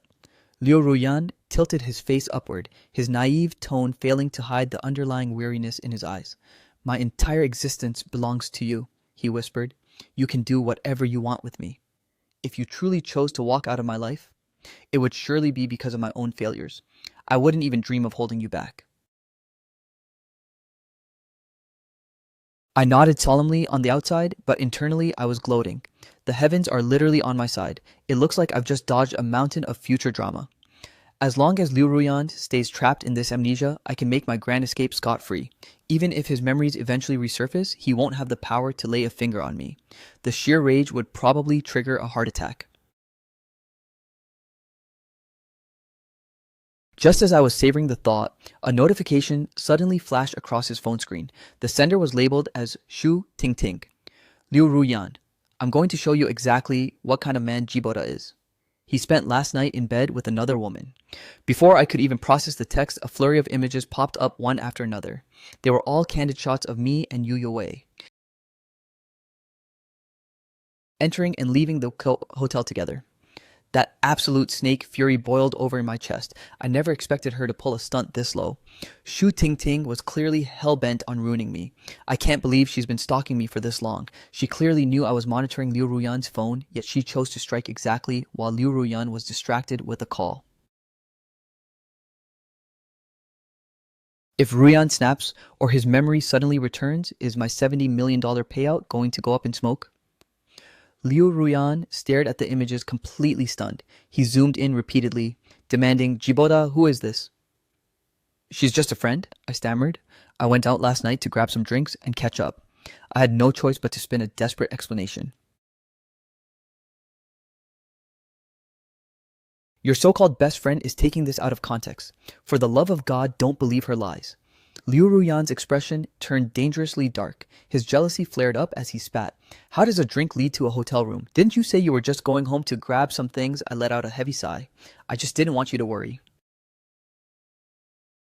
That hotel room had twin beds. I was drinking nearby and simply checked in because I was too wasted to drive.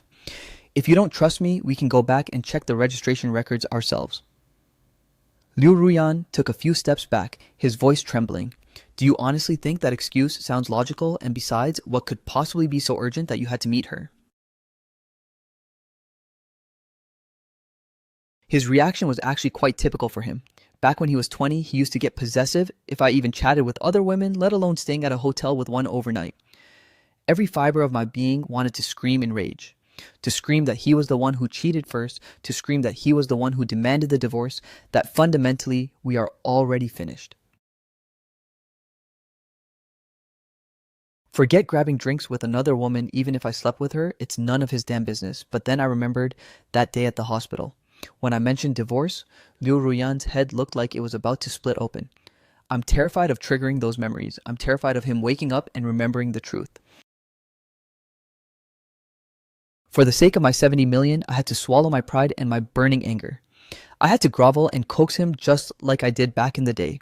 Liu Ruyan stormed off, disappearing into the thick crowd. I scrambled after him, keeping a tight lock on his trail.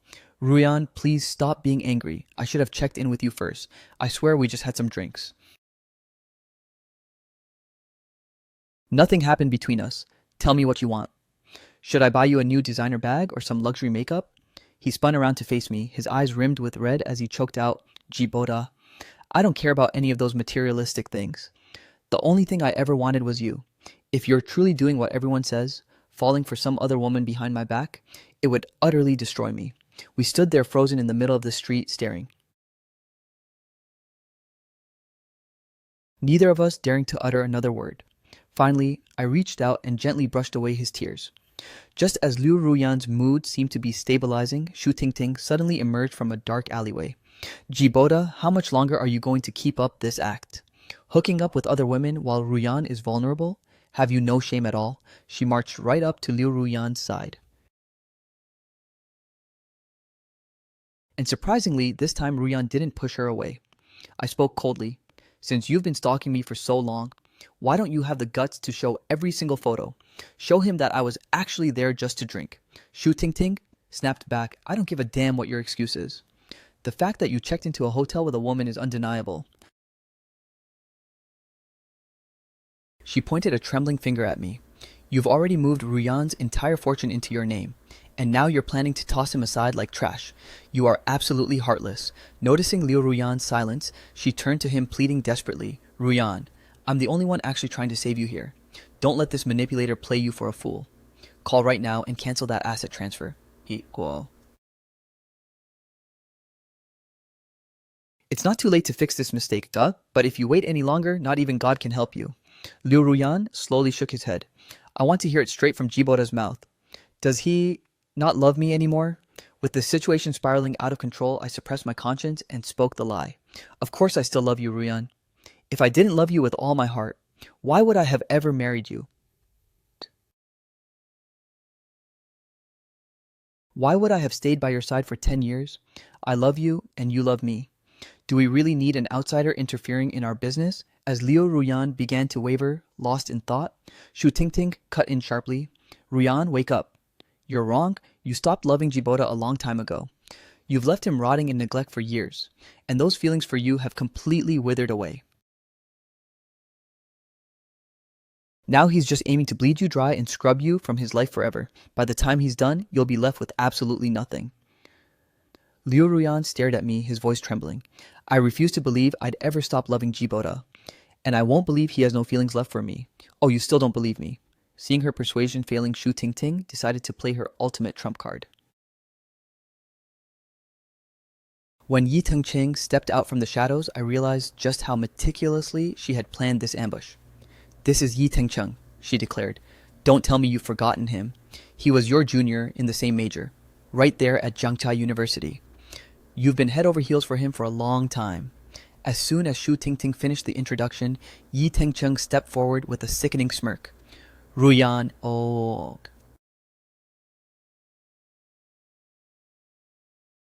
I had no idea you'd actually lost your memory. No wonder you're looking at me like a stranger. We've been dating for 8 months now. Look closely at my face. Does it trigger anything at all? Under the dual assault of their psychological warfare, Liu Ruyan was clearly beginning to crumble. He clutched his head, his face contorted in agony, sensing a total disaster was imminent. I lunged forward to intervene. Move, get away from him. Are you trying to kill him with this much pressure? Yi Tengqing blocked my path with a sneer. Cut the act, you hypocrite. Deep down, you're probably praying for CEO Liu to drop dead. Yi Tengqing hissed through gritted teeth. You're just jealous that I managed to steal your wife right from under you. Now you're exploiting his state to hijack his fortune. Before you dump him like yesterday's trash. Jiboda, your soul is as black as coal. Hearing those words spill from his mouth, the rage I had been suppressing finally exploded. To hell with my image, I sent him flying with a brutal kick. My soul is black, I roared. Where the hell do you get off saying that? I wasted 10 damn years of my life on Liu Ruyan, only to end up penniless and broken in the gutter. So tell me who's the one with the black heart. Don't think for a second I'm blind to your little scheme. I know exactly what you two are plotting. Shu Tingting, you're the one who went to a lawyer about asset transfers, right?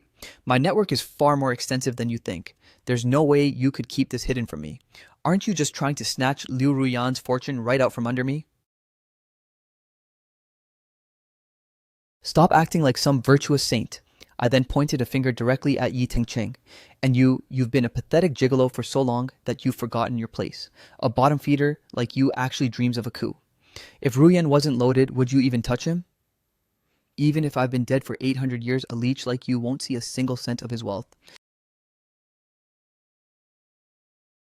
Every penny Liu Ruyan owns carries half of my soul. Do I make myself clear? After my explosive outburst, the two of them were too stunned to utter a word. I had seen through their pathetic little schemes long ago. Given Liu Ruyan's insufferable temperament, anyone still hanging around him these days hardly has a shred of genuine sincerity left. The air was thick with the scent of gunpowder, as if the whole situation would detonate at any second. The three of us stood there, each with our own hidden agendas vying desperately for control over Liu Ruyan. But right in that high-tension moment, Liu Ruyan himself seemed to snap back to reality. His expression shifted into something quite peculiar. Seeing this, Yi Cheng rushed to his side, immediately shoving several photographs in his face. He pleaded, "Ruyan, do you finally remember who I am? These are from the times we spent together. Just look at these photos we took. See, this was at the private pool. You looked so incredibly sexy there. And check this one out. We were playing rooftop golf and sipping coffee together. Isn't this exactly the kind of romance you craved?" However, Liu Ruyan simply shoved him away with force. With a look of pure disgust, he barked, "Are you kidding me? Are you honestly suggesting that I'd stop loving my perfectly good husband, Jibota, just to run off with a pathetic pretty boy like you? Jibota and I have been married for 5 years. The idea that I'd throw away half a decade of love for you, you seriously think way too highly of yourself. If you're going to lie, at least make it believable." Witnessing Liu Ruyan's cold dismissive attitude, Yi Cheng stood there completely dumbfounded. Meanwhile, a massive wave of relief washed over me. Thank God his memories haven't resurfaced yet. But honestly, it's no surprise. Liu Ruyan has always looked down on these pathetic pretty boy types with pure disdain. To him, they're just disposable playthings. Once he's bored, he just swaps them for the next one. Besides, Yi Cheng didn't even stand out because he was anything special or talented. It was simply that my relationship with Ruyan had already rotted past the point of any possible salvation. The collapse of our marriage was a slow burn built on a mountain of petty squabbles, major betrayals, and endless toxic misunderstandings. Losing hope is like a malignant cancer. Once those first cells take root, they spread relentlessly until everything is dead inside. Ruyan. Yi Cheng looked like he was having a total mental breakdown. He whimpered, "Didn't you say I was the absolute love of your life?" Liu Ruyan spat on the ground in disgust. "You really don't know when to quit, do you? Get the hell out of my sight right now. Before I call the cops and have you dragged away." Liu Ruyan racked his brain for a threat, but that was the most vicious thing he could come up with. To his current 20-year-old mindset, calling the police was the ultimate nuclear option. Realizing his chance had completely evaporated and terrified of pushing Ruyan into a deeper rage, Yi Cheng had no choice but to tuck tail and flee. Despite losing her main pawn in this game, Shu Tingting still refused to admit defeat. "Ruyan, listen, can we just talk this out properly? Things are seriously not what they seem." "No thanks." Liu Ruyan shut her down instantly. "This is between me and Jiboda," he declared. "Stop sticking your nose where it doesn't belong. I'm more than capable of handling my own affairs. Maybe we were close once upon a time. But right now, the only person I trust is Jiboda. Consider our friendship officially over."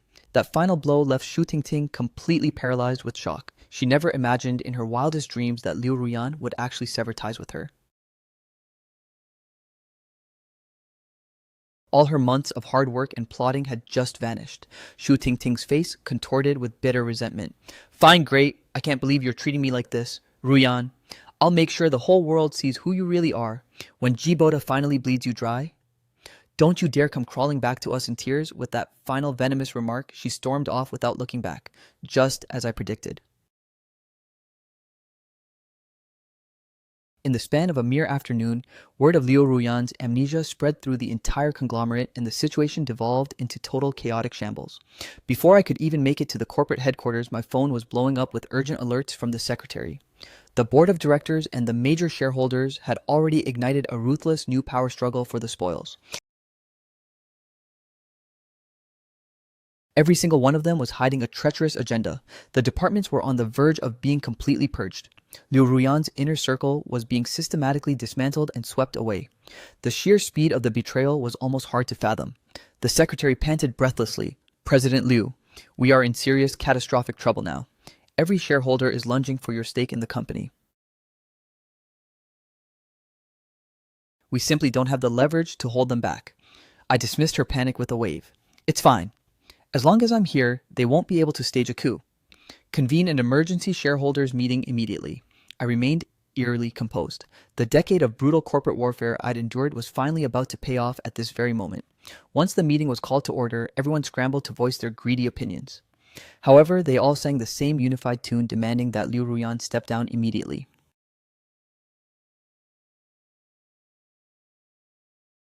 They claimed he was now utterly unfit to hold the position of chairman. A few of the veteran shareholders began barking insults across the table at one another. The tension in the room was razor sharp, leaving Liu Ruyan too terrified to even flinch. I sharply tapped the table. Enough. Stop. The group will continue its operations as usual. I will be the one handling the redistribution, ensuring that every single person gets their fair share.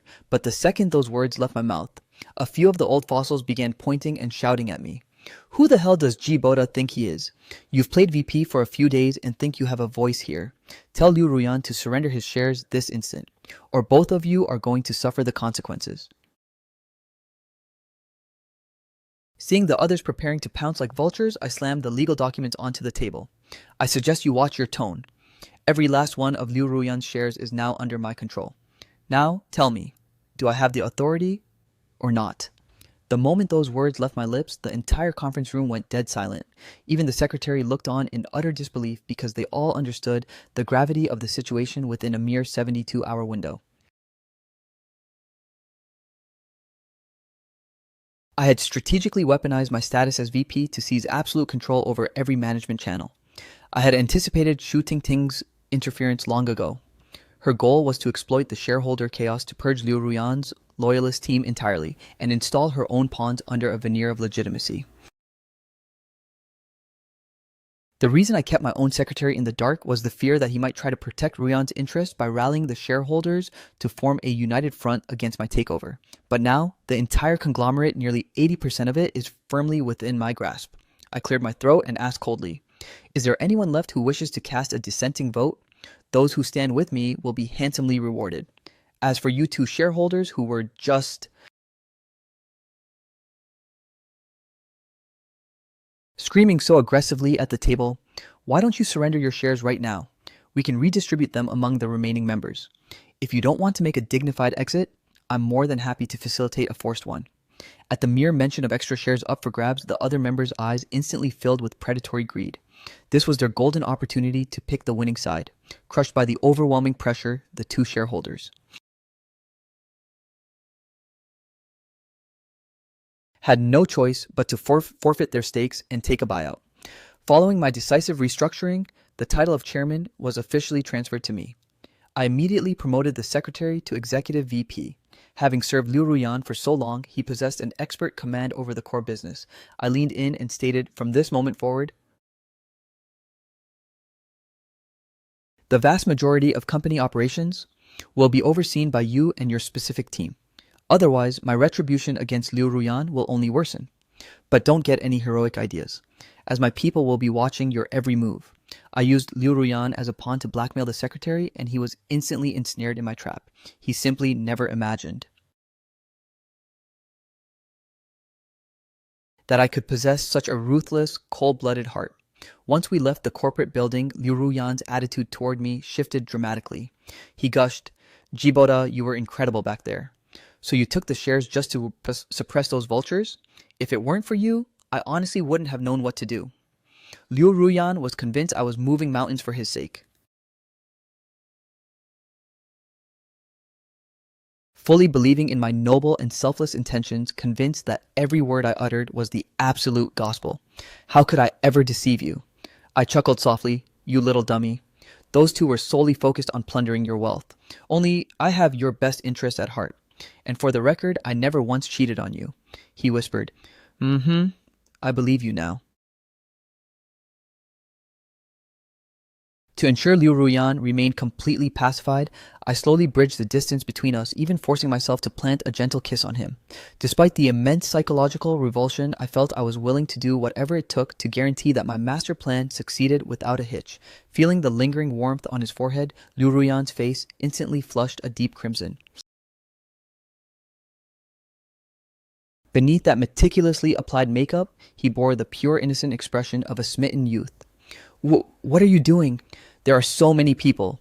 Liu Ruyan's voice trailed off into a whisper so faint he could barely hear himself. He looked ready to melt into the floor from sheer bashfulness. I replied with feigned confidence. "We've been married for an entire decade. What's wrong with a little kiss from your husband? Ruyan, as long as I'm here, you have nothing to fear."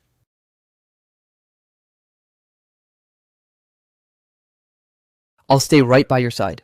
Bolstered by my unwavering and firm reassurance, the storm inside Liu Ruyan's heart finally stilled. That night, we reclined by the infinity pool atop a downtown skyscraper, gazing up at the shimmering tapestry of the stars. Suddenly, Liu Ruyan broke the silence. "Ji Boda, about our past. I've overheard a few fragments from others. Over these last 10 years, did we really fight as much as they say? Did I ever do anything unforgivable to you?" I scratched my head. "Well, there were moments, but why bring that up now?" He sighed. "I just want to understand. I need to know my faults and where I went wrong, so that I can truly make amends for the future. I honestly never want us to fight again." Liu Ruyan spoke with heartbreaking sincerity. "Even though my memories are a complete blank, and I have no recollection of hurting you, for your sake, I'm ready to apologize and change. I don't want to become someone Jiboda despises. I refuse to turn into that person from 10 years later." I gave a slow, deliberate nod. "So, where exactly do you want to start?" I asked. "Our first real fight," he murmured. "The kind that actually left a mark." "All right." I gazed at the starlit canopy above, lost in thought. "If we're talking about our first major fallout, it was probably a year into our marriage. You went behind my back to take a part-time gig and ended up getting harassed by a client. Back then, I couldn't wrap my head around it. Why work yourself to the bone for extra cash when we had jobs? You told me you just wanted to scrape together startup capital. And how did that mess end?" he asked softly. I let out a dry breath. "I ended up beating that client into a pulp. The medical bills cost us a fortune. And because of that, you ghosted me for 3 days straight." Liu Ruyan went silent, processing the weight of it. Finally, he spoke up, his voice trembling. "Will I really become that obsessed with money? But I was always willing to endure the struggle with you." I gave a half-hearted shrug. "It wasn't just greed. You just wanted to elevate our standard of living, I guess. It wasn't entirely your fault." "Fair enough," he whispered. "What about the second time?" "The second rift happened around our third anniversary. We hit a massive wall regarding the company's direction. You were starting to make a name for yourself then, and all these big shot CEOs were circling you for deals." I continued in a low, somber tone. "I wanted the company to grow independently and organically, but you wanted to ride their coattails for rapid expansion. I saw right through their hidden agendas and ill intentions. So I made things uncomfortable at the dinner party." "And what was the fallout?" he inquired. I looked away. "3 major projects went up in smoke because of me. You accused me of dragging you down, then vanished for 2 days. And I spent every second of those 48 hours searching for you." I took a breath and kept going. "Back then, we were living in that cramped 80 square meter flat. Life was exhausting, sure, but things were actually starting to look up. We tackled every business lead together. We'd head home buying groceries side by side, hunting for the perfect, freshest watermelon at the market. I still remember that day so vividly. When you tried that viral trick to pick a ripe watermelon, you kept thumping it relentlessly with both hands, insisting that a certain hollow ring meant it was perfect. Instead of picking a winner, though, you ended up smashing the damn thing to pieces. We were forced to pay for a pulverized watermelon. Hearing that ridiculous memory, Liu Ruyan couldn't hold back a genuine burst of laughter. Was I really that clueless? He asked. That sounds like a total scam. Ha ha ha ha. That's exactly what I thought at the time. I let out a soft chuckle, adding, maybe we both just obsessed over the business too much. And let the simple joys of life slip through our fingers. Liu Ruyan murmured, still it sounds wonderful. It's the kind of life I actually crave. What happened after that? After that, well, the fighting intensified right when your company went public. As I reminisced, the smile slowly evaporated from my lips. I continued, your long-lost parents suddenly crawled out of the woodwork, bringing some high society bachelor along, insisting he was the one you should actually marry. Fearing you'd refuse, they cornered me in private, hurling every insult in the book to tear me down. They called me a pathetic nobody who wasn't fit to touch you, telling me to look in the mirror and see my own worthlessness. They tried to force me into signing divorce papers. And what was the outcome? The outcome was you catching me lashing out at them. Without a second thought, you ripped into me for being disrespectful. The whole issue just withered away into a bitter silence. He asked, didn't you even try to explain? I spread my hands. What was there to say? In some situations, explanations are utterly useless. Besides, I was terrified that if I told you the truth, you'd actually realize I really wasn't good enough for you. Upon hearing those words, Liu Ruyan looked completely and utterly stunned. How could that be possible? He cried. Between my parents and you, I'd choose you every single time. I would never have listened to their toxic nonsense, I muttered under my breath. The you of today wouldn't. But the you from 5 years later, that's a different story. People change. It's just the way of the world. It isn't just your appearance that withers.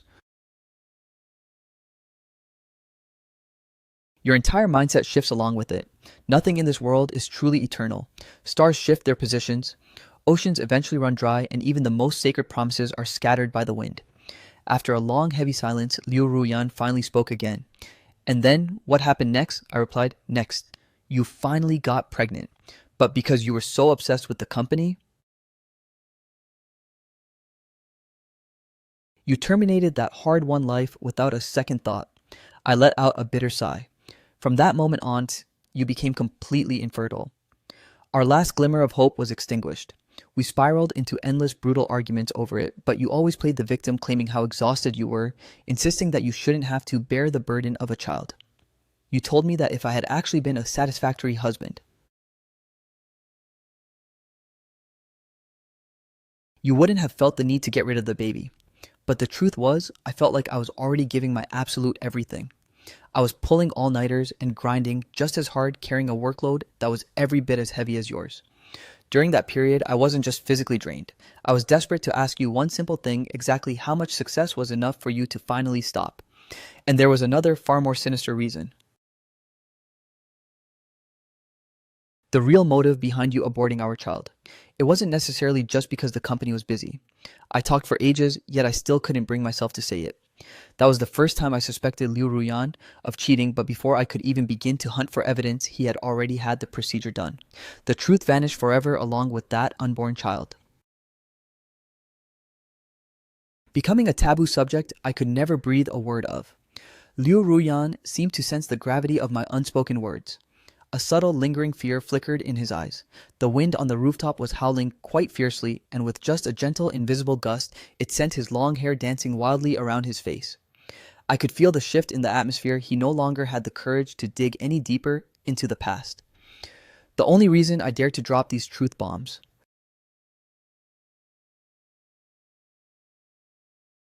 was that after days of testing his reactions, I had finally figured out his current psychological limits. Learning these dark secrets would only leave the 20-year-old Ryan drowning in a sea of overwhelming guilt toward me. And that guilt is the perfect smokescreen for my clean escape. Perhaps there was one even more crucial point, and that is I wanted to settle the score before I finally vanished. Reflecting on this decade of bitter blood, sweat, and tears, I realized I was always cast as the pathetic submissive victim, giving my absolute all only to be picked apart and criticized. It's time to flip the script and swap our roles. Let Liu Ruyan be the one to taste this agonizing misery. I'll force him to witness the monster he becomes and just how deeply his future self's actions shattered me. They say a person loses themselves once they taste real power, blinded by ego, unable to see the mountain for the trees. I only ever wanted a peaceful, simple life while Liu Ruyan possessed a bottomless pit of greed. His soul was long ago shielded by cold materialism, masking all my sacrifices and the pain I endured. He trembled as he asked, and then what happened? After a suffocating silence, Liu Ruyan spoke once more. I think he finally found the courage to face the truth. Well, everything escalated 2 years ago. I began meticulously organizing my thoughts before continuing the narrative. Back then, while checking your phone, I discovered your suggestive, flirtatious texts with others. I was left alone to face your constant, unexplained absences. When I confronted you at home, you retaliated by freezing every single one of my bank cards. When I confronted you at the office, you stripped me of every title and duty I held. You looked me in the eye and spat the words, "Whatever I do is none of your damn business." You told me to get lost and never come back. But it didn't end there. You smashed the very gift you gave me when you first confessed. I paused for a moment before whispering, "That gift was my most prized possession." It was a masterpiece. Liu Ruyan spent half a month building a painstakingly handcrafted scale model of a magnificent Ferris wheel. As a kid, I was obsessed with the magic of Ferris wheels, but we were too poor to ever actually ride one. Every time we passed one by on the street, I'd stare at it for hours lost in a dream. Liu Ruyan, bless his soul, had carved that memory deep into his heart. That day, he laughed and said, "I know your dream is to be a world-class architect, so I made this exquisite model just for you. I want you to know that as long as you're with me, you're free to pursue your passions with everything you've got, because that's the man I truly love." But during that final explosive argument, yet he shattered it so effortlessly, pulverizing the one thing I considered sacred. From that exact moment, my emotional connection to Liu Ruyan crumbled into dust. I Did I really do something so heinous? I'm so sorry. I think I finally understand why you were so desperate to divorce me. Liu Ruyan began to sob uncontrollably again. I couldn't tell if it was crushing guilt or pure terror. At 20, he was incredibly fragile, a total crybaby who wore his heart on his sleeve. But seeing those mannerisms on his 30-year-old self felt disturbingly out of place and jarring. Staring at the face before me, the only things I could conjure were cold indifference, white-hot rage, and absolute impatience. Why don't you ask about what happened after that? I lit a cigarette out of habit, continuing the grim tale. After that came a relentless cycle of petty and massive wars, until eventually we didn't even have the energy to fight. You'd vanish for half a month at a time without a word. Our final explosion happened exactly 6 days ago. When I caught you red-handed in bed with someone else, my voice turned as cold as ice. That guy, Yi Ting was literally on top of you. Even after I kicked the door down, neither of you even bothered to acknowledge my existence. Those images are seared into my brain forever. Yi Ting stood there gloating and acting like he owned the place, while you pointed at me and screamed for me to get out. As Liu Ruyan listened to my description, he instinctively began to gag and dry heave. Perhaps the mere thought of sleeping with another man triggered a wave of physical revulsion in him. Between heaves, his voice shook. Was I really that much of a disgusting person? Liu Ruyan looked like he was suffering a total mental collapse. Gazing at me with a look of desperate concern, he pleaded, "Jiboda, I'm not that 30-year-old version of Liu Ruyan. I'm the 20-year-old Ruyan who loves you. Please just give me one more chance, okay? I know exactly how to fix things now. I'll never let you feel that kind of pain again." Enough. I gave him a cynical, mocking smirk. I'm in a great headspace. I've already stopped caring about the past. I only wish that you'd treat me a bit better now, just to mend my shattered heart. Liu Ruyan clung to my words like a drowning man to a straw. He choked out, "Don't you worry.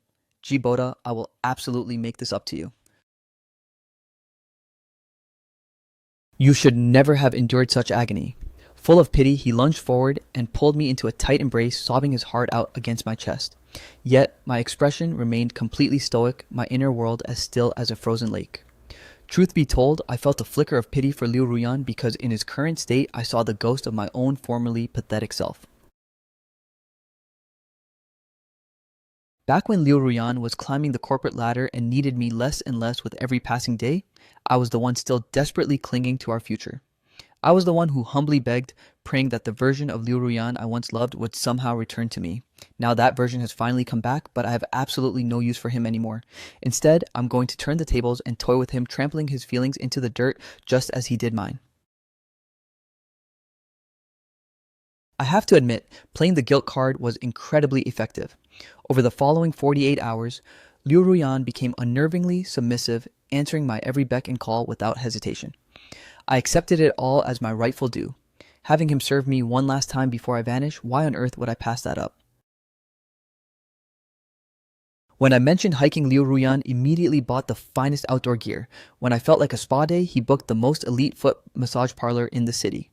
Even every single morning when I woke up, there was a hot gourmet meal waiting for me, leaving me beyond satisfied. Gee Boda, is my technique okay?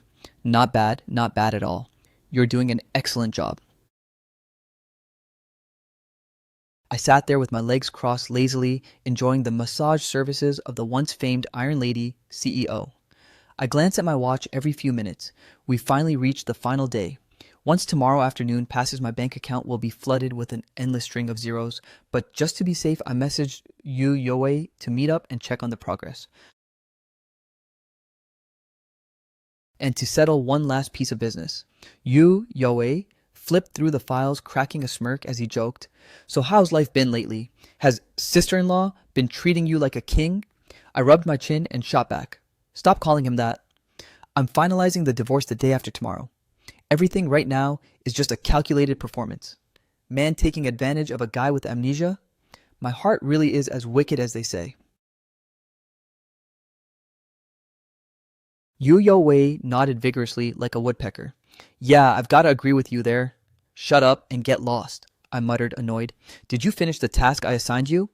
I gave the back of his head a light smack, prompting him to let out an exaggerated dramatic wail. "It's done. It's all handled." Yu Wei adjusted his glasses. "Listen, I've already booked your flight for the day after tomorrow. The asset transfer is being monitored around the clock, and everything is currently right on schedule. The funds should hit your account by tomorrow noon." "Good. Now there's only one final matter to settle."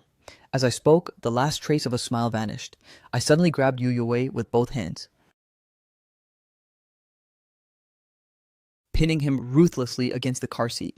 "G, brother G, what are you doing?" Trapped beneath my weight, Yu Wei's face turned a vivid shade of red. "Start talking," I demanded. "Give it to me straight. What kind of kickback did Shu Tingting promise you?" My voice dropped to a lethal chill.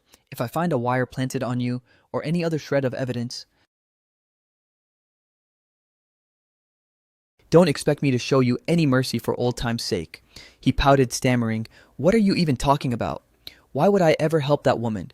The last time we went out for drinks, Shu Tingting was tailing us the entire time. If you weren't intentionally setting me up, why would you take me to a hotel?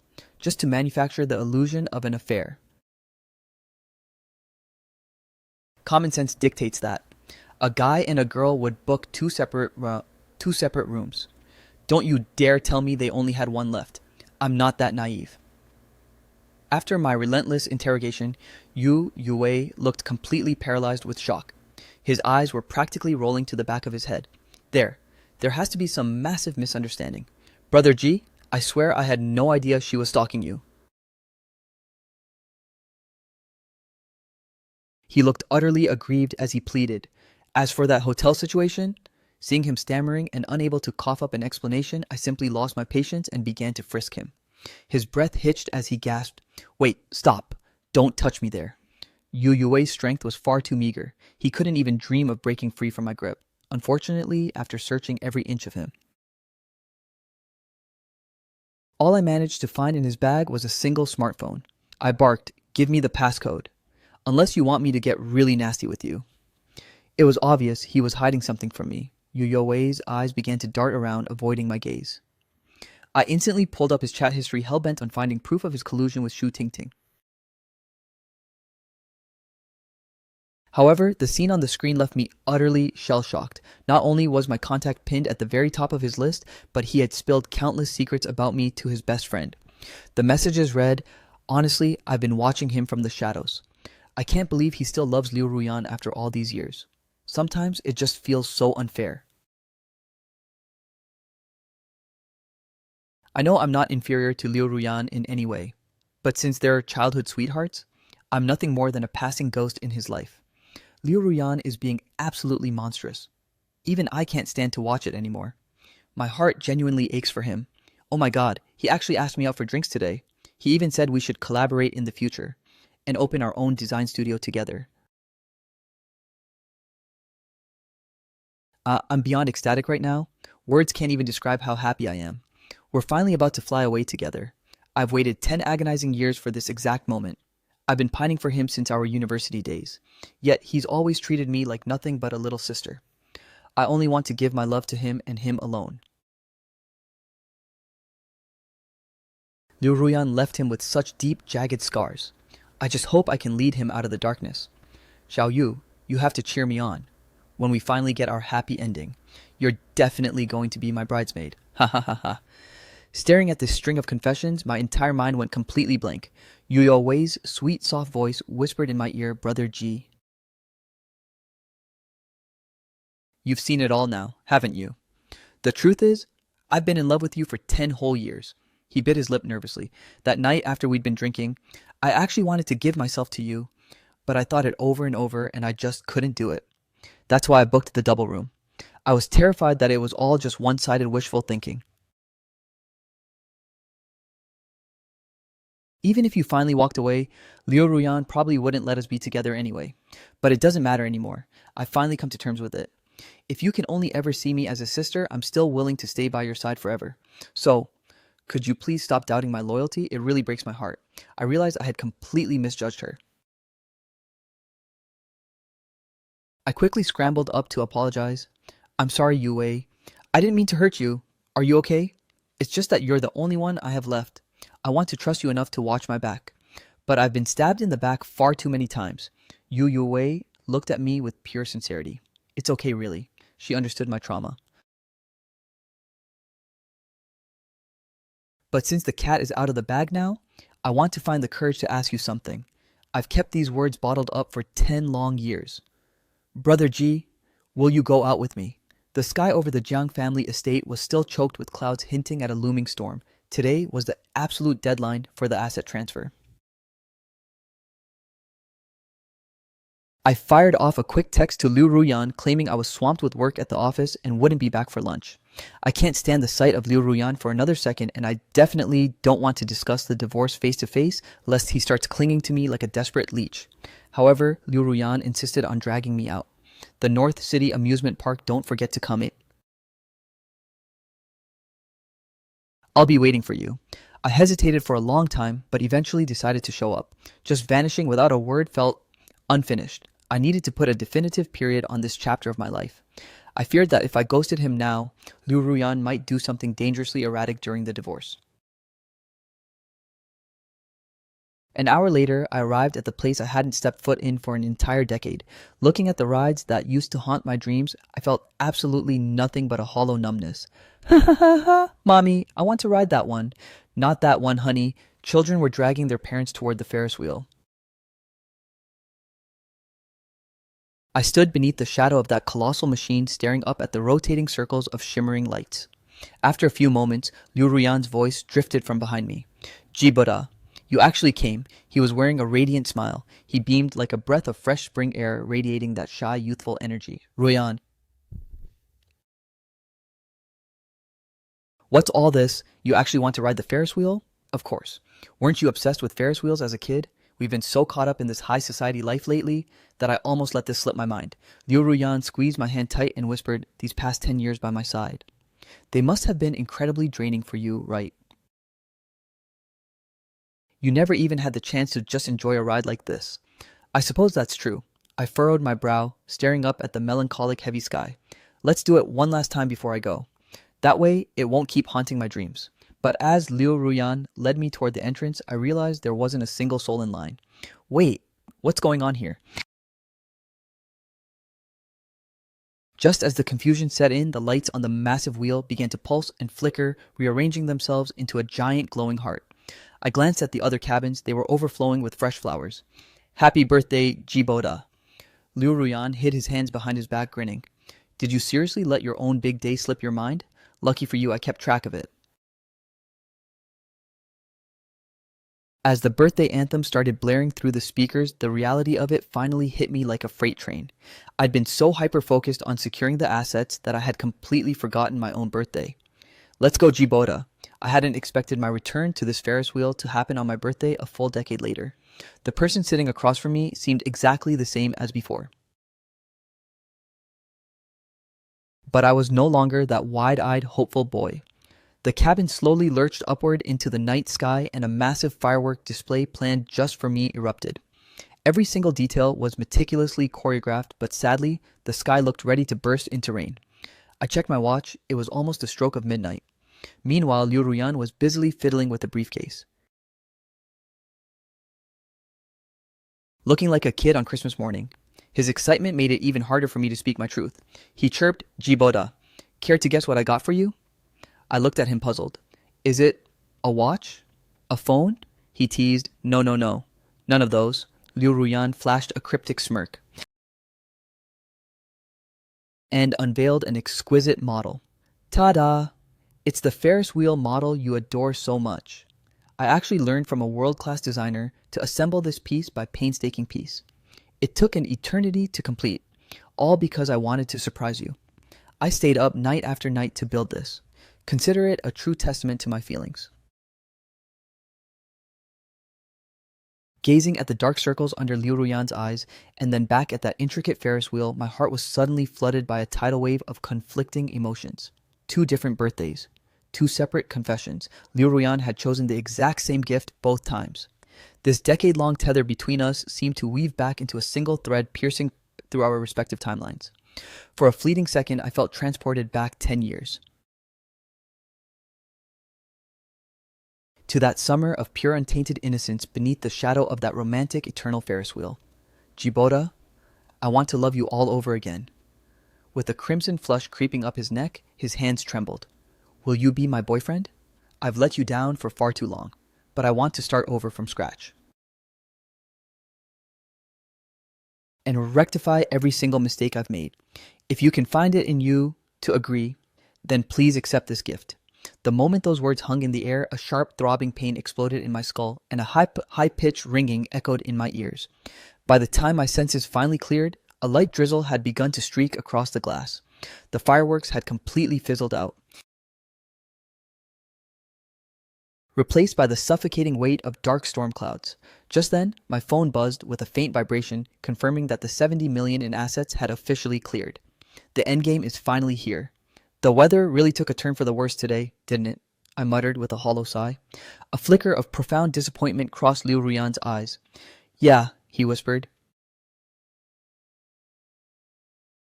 I guess it really did.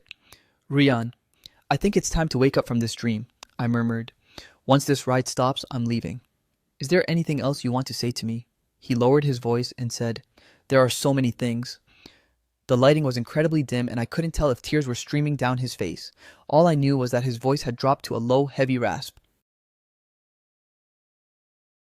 He whispered, Boda, the truth is, I've known all along. I'm not a fool. I just refuse to accept the reality of it all. I believe that if I could just love you one more time, you might actually give me a fighting chance. Liu Ruyan's head hung low, his face looking deathly pale. He continued, You said if I prepared a gift, you'd forgive me. I was so overjoyed in that moment. I spent my nights dreaming about our future together. When you promised you weren't lying, I forced myself to believe in those words, thinking that surrendering everything to you would win your heart. Tell me, how did it end up like this? Why did it have to end this way? I reached into my pocket only to realize I'd forgotten my cigarettes again. Ruyan, this actually isn't about you. I never wanted to betray you. I love the 20-year-old you, but I can't stomach what the 30-year-old you did. My heart has completely withered away. No amount of watering can make it bloom again. Let's just end this cleanly. Tomorrow at 9 a.m., Civil Affairs Bureau, the divorce. Don't be late. The moment the words left my mouth, the Ferris wheel reached the bottom. The cabin door swung open. Ignoring the rain and lacking an umbrella, I walked straight out. Why of all things, did Liu Ruyan have to give me that Ferris wheel model? That exact same model. It dragged up a flood of beautiful, haunting memories. The kind of memories that can never be reclaimed. Jibota, please don't go. Liu Ruyan finally chased after me, looking like a pathetic, helpless kitten. Jibota, if you leave, what am I supposed to do? I love you so, so much. What did I do that was so wrong? What do I have to do for you to finally forgive me? I suppressed the overwhelming cocktail of emotions inside me and surged forward into the depths of the downpour, hoping the violent droplets could wash away the searing agony in my soul. It turns out that Liu Ruyan saw through my charade from the very beginning, from the moment I drafted those contracts to the instant those incriminating photos arrived, even when I'd ghost him in the dead of night. He was simply too terrified to confront the cold reality, so he chose to be my willing victim, savoring every lie. He was like a mark who keeps falling for the same scam, trapped by a psychological defense mechanism that forced him to cling desperately to a hollow, fading fantasy. As long as he remained in that deep slumber, the dream could be prolonged just a little more. But the moment he opened his eyes, the dream would dissolve into nothingness. What Liu Ruyan failed to realize, however, is that staying asleep forever comes with a devastating price. I was the one bleeding out in the past. Now it's finally his turn to feel the blade. Liu Ruyan's frantic voice grew closer as he lunged forward, grabbing my arm in a death grip. Jibota, didn't you promise we'd stay together for all eternity? How can you just break your word like this? I replied with a lethal chill. Let go. Stop making a pathetic scene and stop following me. Let's at least give each other a dignified exit. I don't give a damn about dignity. I only want you. Liu Ruyan collapsed into a mess of violent sobs, wailing, just give me one more shot. I'm begging you, Jibota. I'll do anything, absolutely anything you want. Hearing his heart-wrenching, agonizing screams. A sharp, stinging sensation flooded my nose. Being this ruthlessly cruel to him felt in a twisted way like I was being just as cruel to my younger self. It's not that I refuse to go back, it's that the path back has been burned to ashes. To the 20-year-old Liu Ruyan, this is the very last time I'll ever say I'm sorry. My voice trembled as I spoke the final words. Whether you ever regain your lost memories or not, it honestly doesn't matter anymore. This is the penance you are destined to pay. In the future, try to grow up and listen for once. Be kind to yourself and those around you, or life will find even more brutal ways to punish you. Do you understand? I understand, Liu Ruyan gasped, collapsing limply onto the pavement. He sat there alone, drowning in the rain and his own agony. He choked out between sobs. I have to grow up, be better. I have to listen or else the punishment will come again. Otherwise, I'll be abandoned again. I have to be sensible. I have to obey. I listened as his wretched whimpering grew fainter and fainter until his voice was completely swallowed by the roar of the storm. The following morning, after verifying that every cent of the assets was accounted for, I made my way toward the Civil Affairs Bureau. While I was en route, a doctor from the hospital suddenly rang my phone. Am I speaking with Mr. G? Speaking. What is it? Yeah, your spouse was rushed to the ER late last night. He developed a dangerously high fever after being out in the rain. And he's only just regained a bit of consciousness now. The doctor's voice was laced with genuine professional concern. He seems to be in a very fragile state mentally and physically. Could you please come down and look after him? I asked coldly. Is he awake right now? Yes, he's conscious. If he's awake, tell him to drag himself to the Civil Affairs Bureau. Whoever backs out of this divorce is a pathetic dog.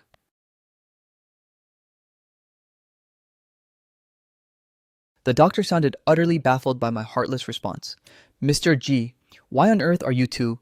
Wait, stop, hey. Ms. Liu, your IV drip isn't finished yet. You absolutely cannot leave the hospital. By the time I reached my destination, I found Liu Ruyan already waiting at the entrance. Still clad in her flimsy hospital gown, her complexion looked hauntingly ghost white. Her lips twitched as she hissed, "Bark for me, then, you dog. Bark while you still can." I let out a dry, cynical laugh. I knew instantly that her memories had returned. Perhaps it was the trauma of yesterday's breakdown, or maybe the fever had burned away the mental fog.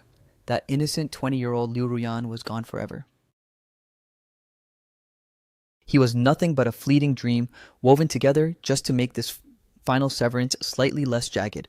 But none of that mattered anymore. The money was secured in my account. My objective had been flawlessly executed. Liu Ruyan bit her lip. That was a vicious move.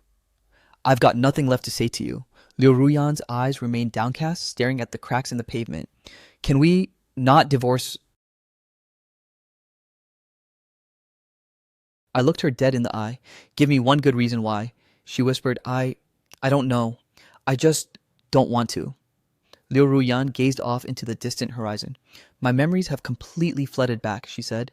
Every single detail of these past 7 days. While I was burning up with fever, I had plenty of time to think. I owe you a sincere apology. Jibota, don't. Just don't. I cut her off instantly. I can't afford your generous gifts. Keep your apology to yourself. As far as I'm concerned, we're officially even now. You owe me nothing, and I owe you even less. Let's just stop this mutual torture once and for all. I turned to head inside, but Liu Ruyan's hand clamped onto me again. Unlike the arrogance of the past, this time a flicker of genuine desperation appeared in her eyes. Don't leave, please. Jibota, I'm literally down to nothing now. Take the money, take the conglomerate, it doesn't matter. I just want to spend what's left of my life with you. I've finally seen the light. I was far too reckless and vain in my youth, and I only realized the true value of who was in front of me until now. I've suffered enough lessons already. Can't you just forgive me? Please. At this very moment, it was as if the 30-year-old and 20-year-old Rian had merged into one. The resemblance was so uncanny it made my heart skip a beat, but I quickly twisted my elbow out of her grasp. No. But why? Because, I said, there's no point in crying over spilled milk. Suddenly, Yu Yue strode over from across the street, interjecting sharply. Who do you think Jiboda is? Someone you can just discard when you're bored and reclaim whenever you feel like it. The two women stood face to face, the air between them practically crackling with hostility. Liu Ruyan spat coldly. What the hell does this have to do with you? Yu Yue let out a mocking huff. Everything. I happen to be Jiboda's official fiancé-to-be. Why else would I be at the Civil Affairs Bureau to... Yu Yue looped her arm through mine, gloating, I owe it all to CEO Liu's failure to treasure him. It allowed me to scoop up such a high-tier catch. In a way, I really should be thanking you. Liu Ruyan bit her lip hard. Yu Yue rolled her eyes and snapped, What? Hurry up and pull out your documents already. Stop wasting Brother G's precious time. The moment I stepped out of the Civil Affairs Bureau, I felt a surge of liberation like never before. The suffocating gloom that had plagued the Jiang family for days had finally dissolved into a vast cloudless sky. Liu Ruyan remained slumped in the corner, soul-crushed, still utterly paralyzed by the reality of her loss. Meanwhile, I pulled Yu Yue close as we chased a brand new horizon together.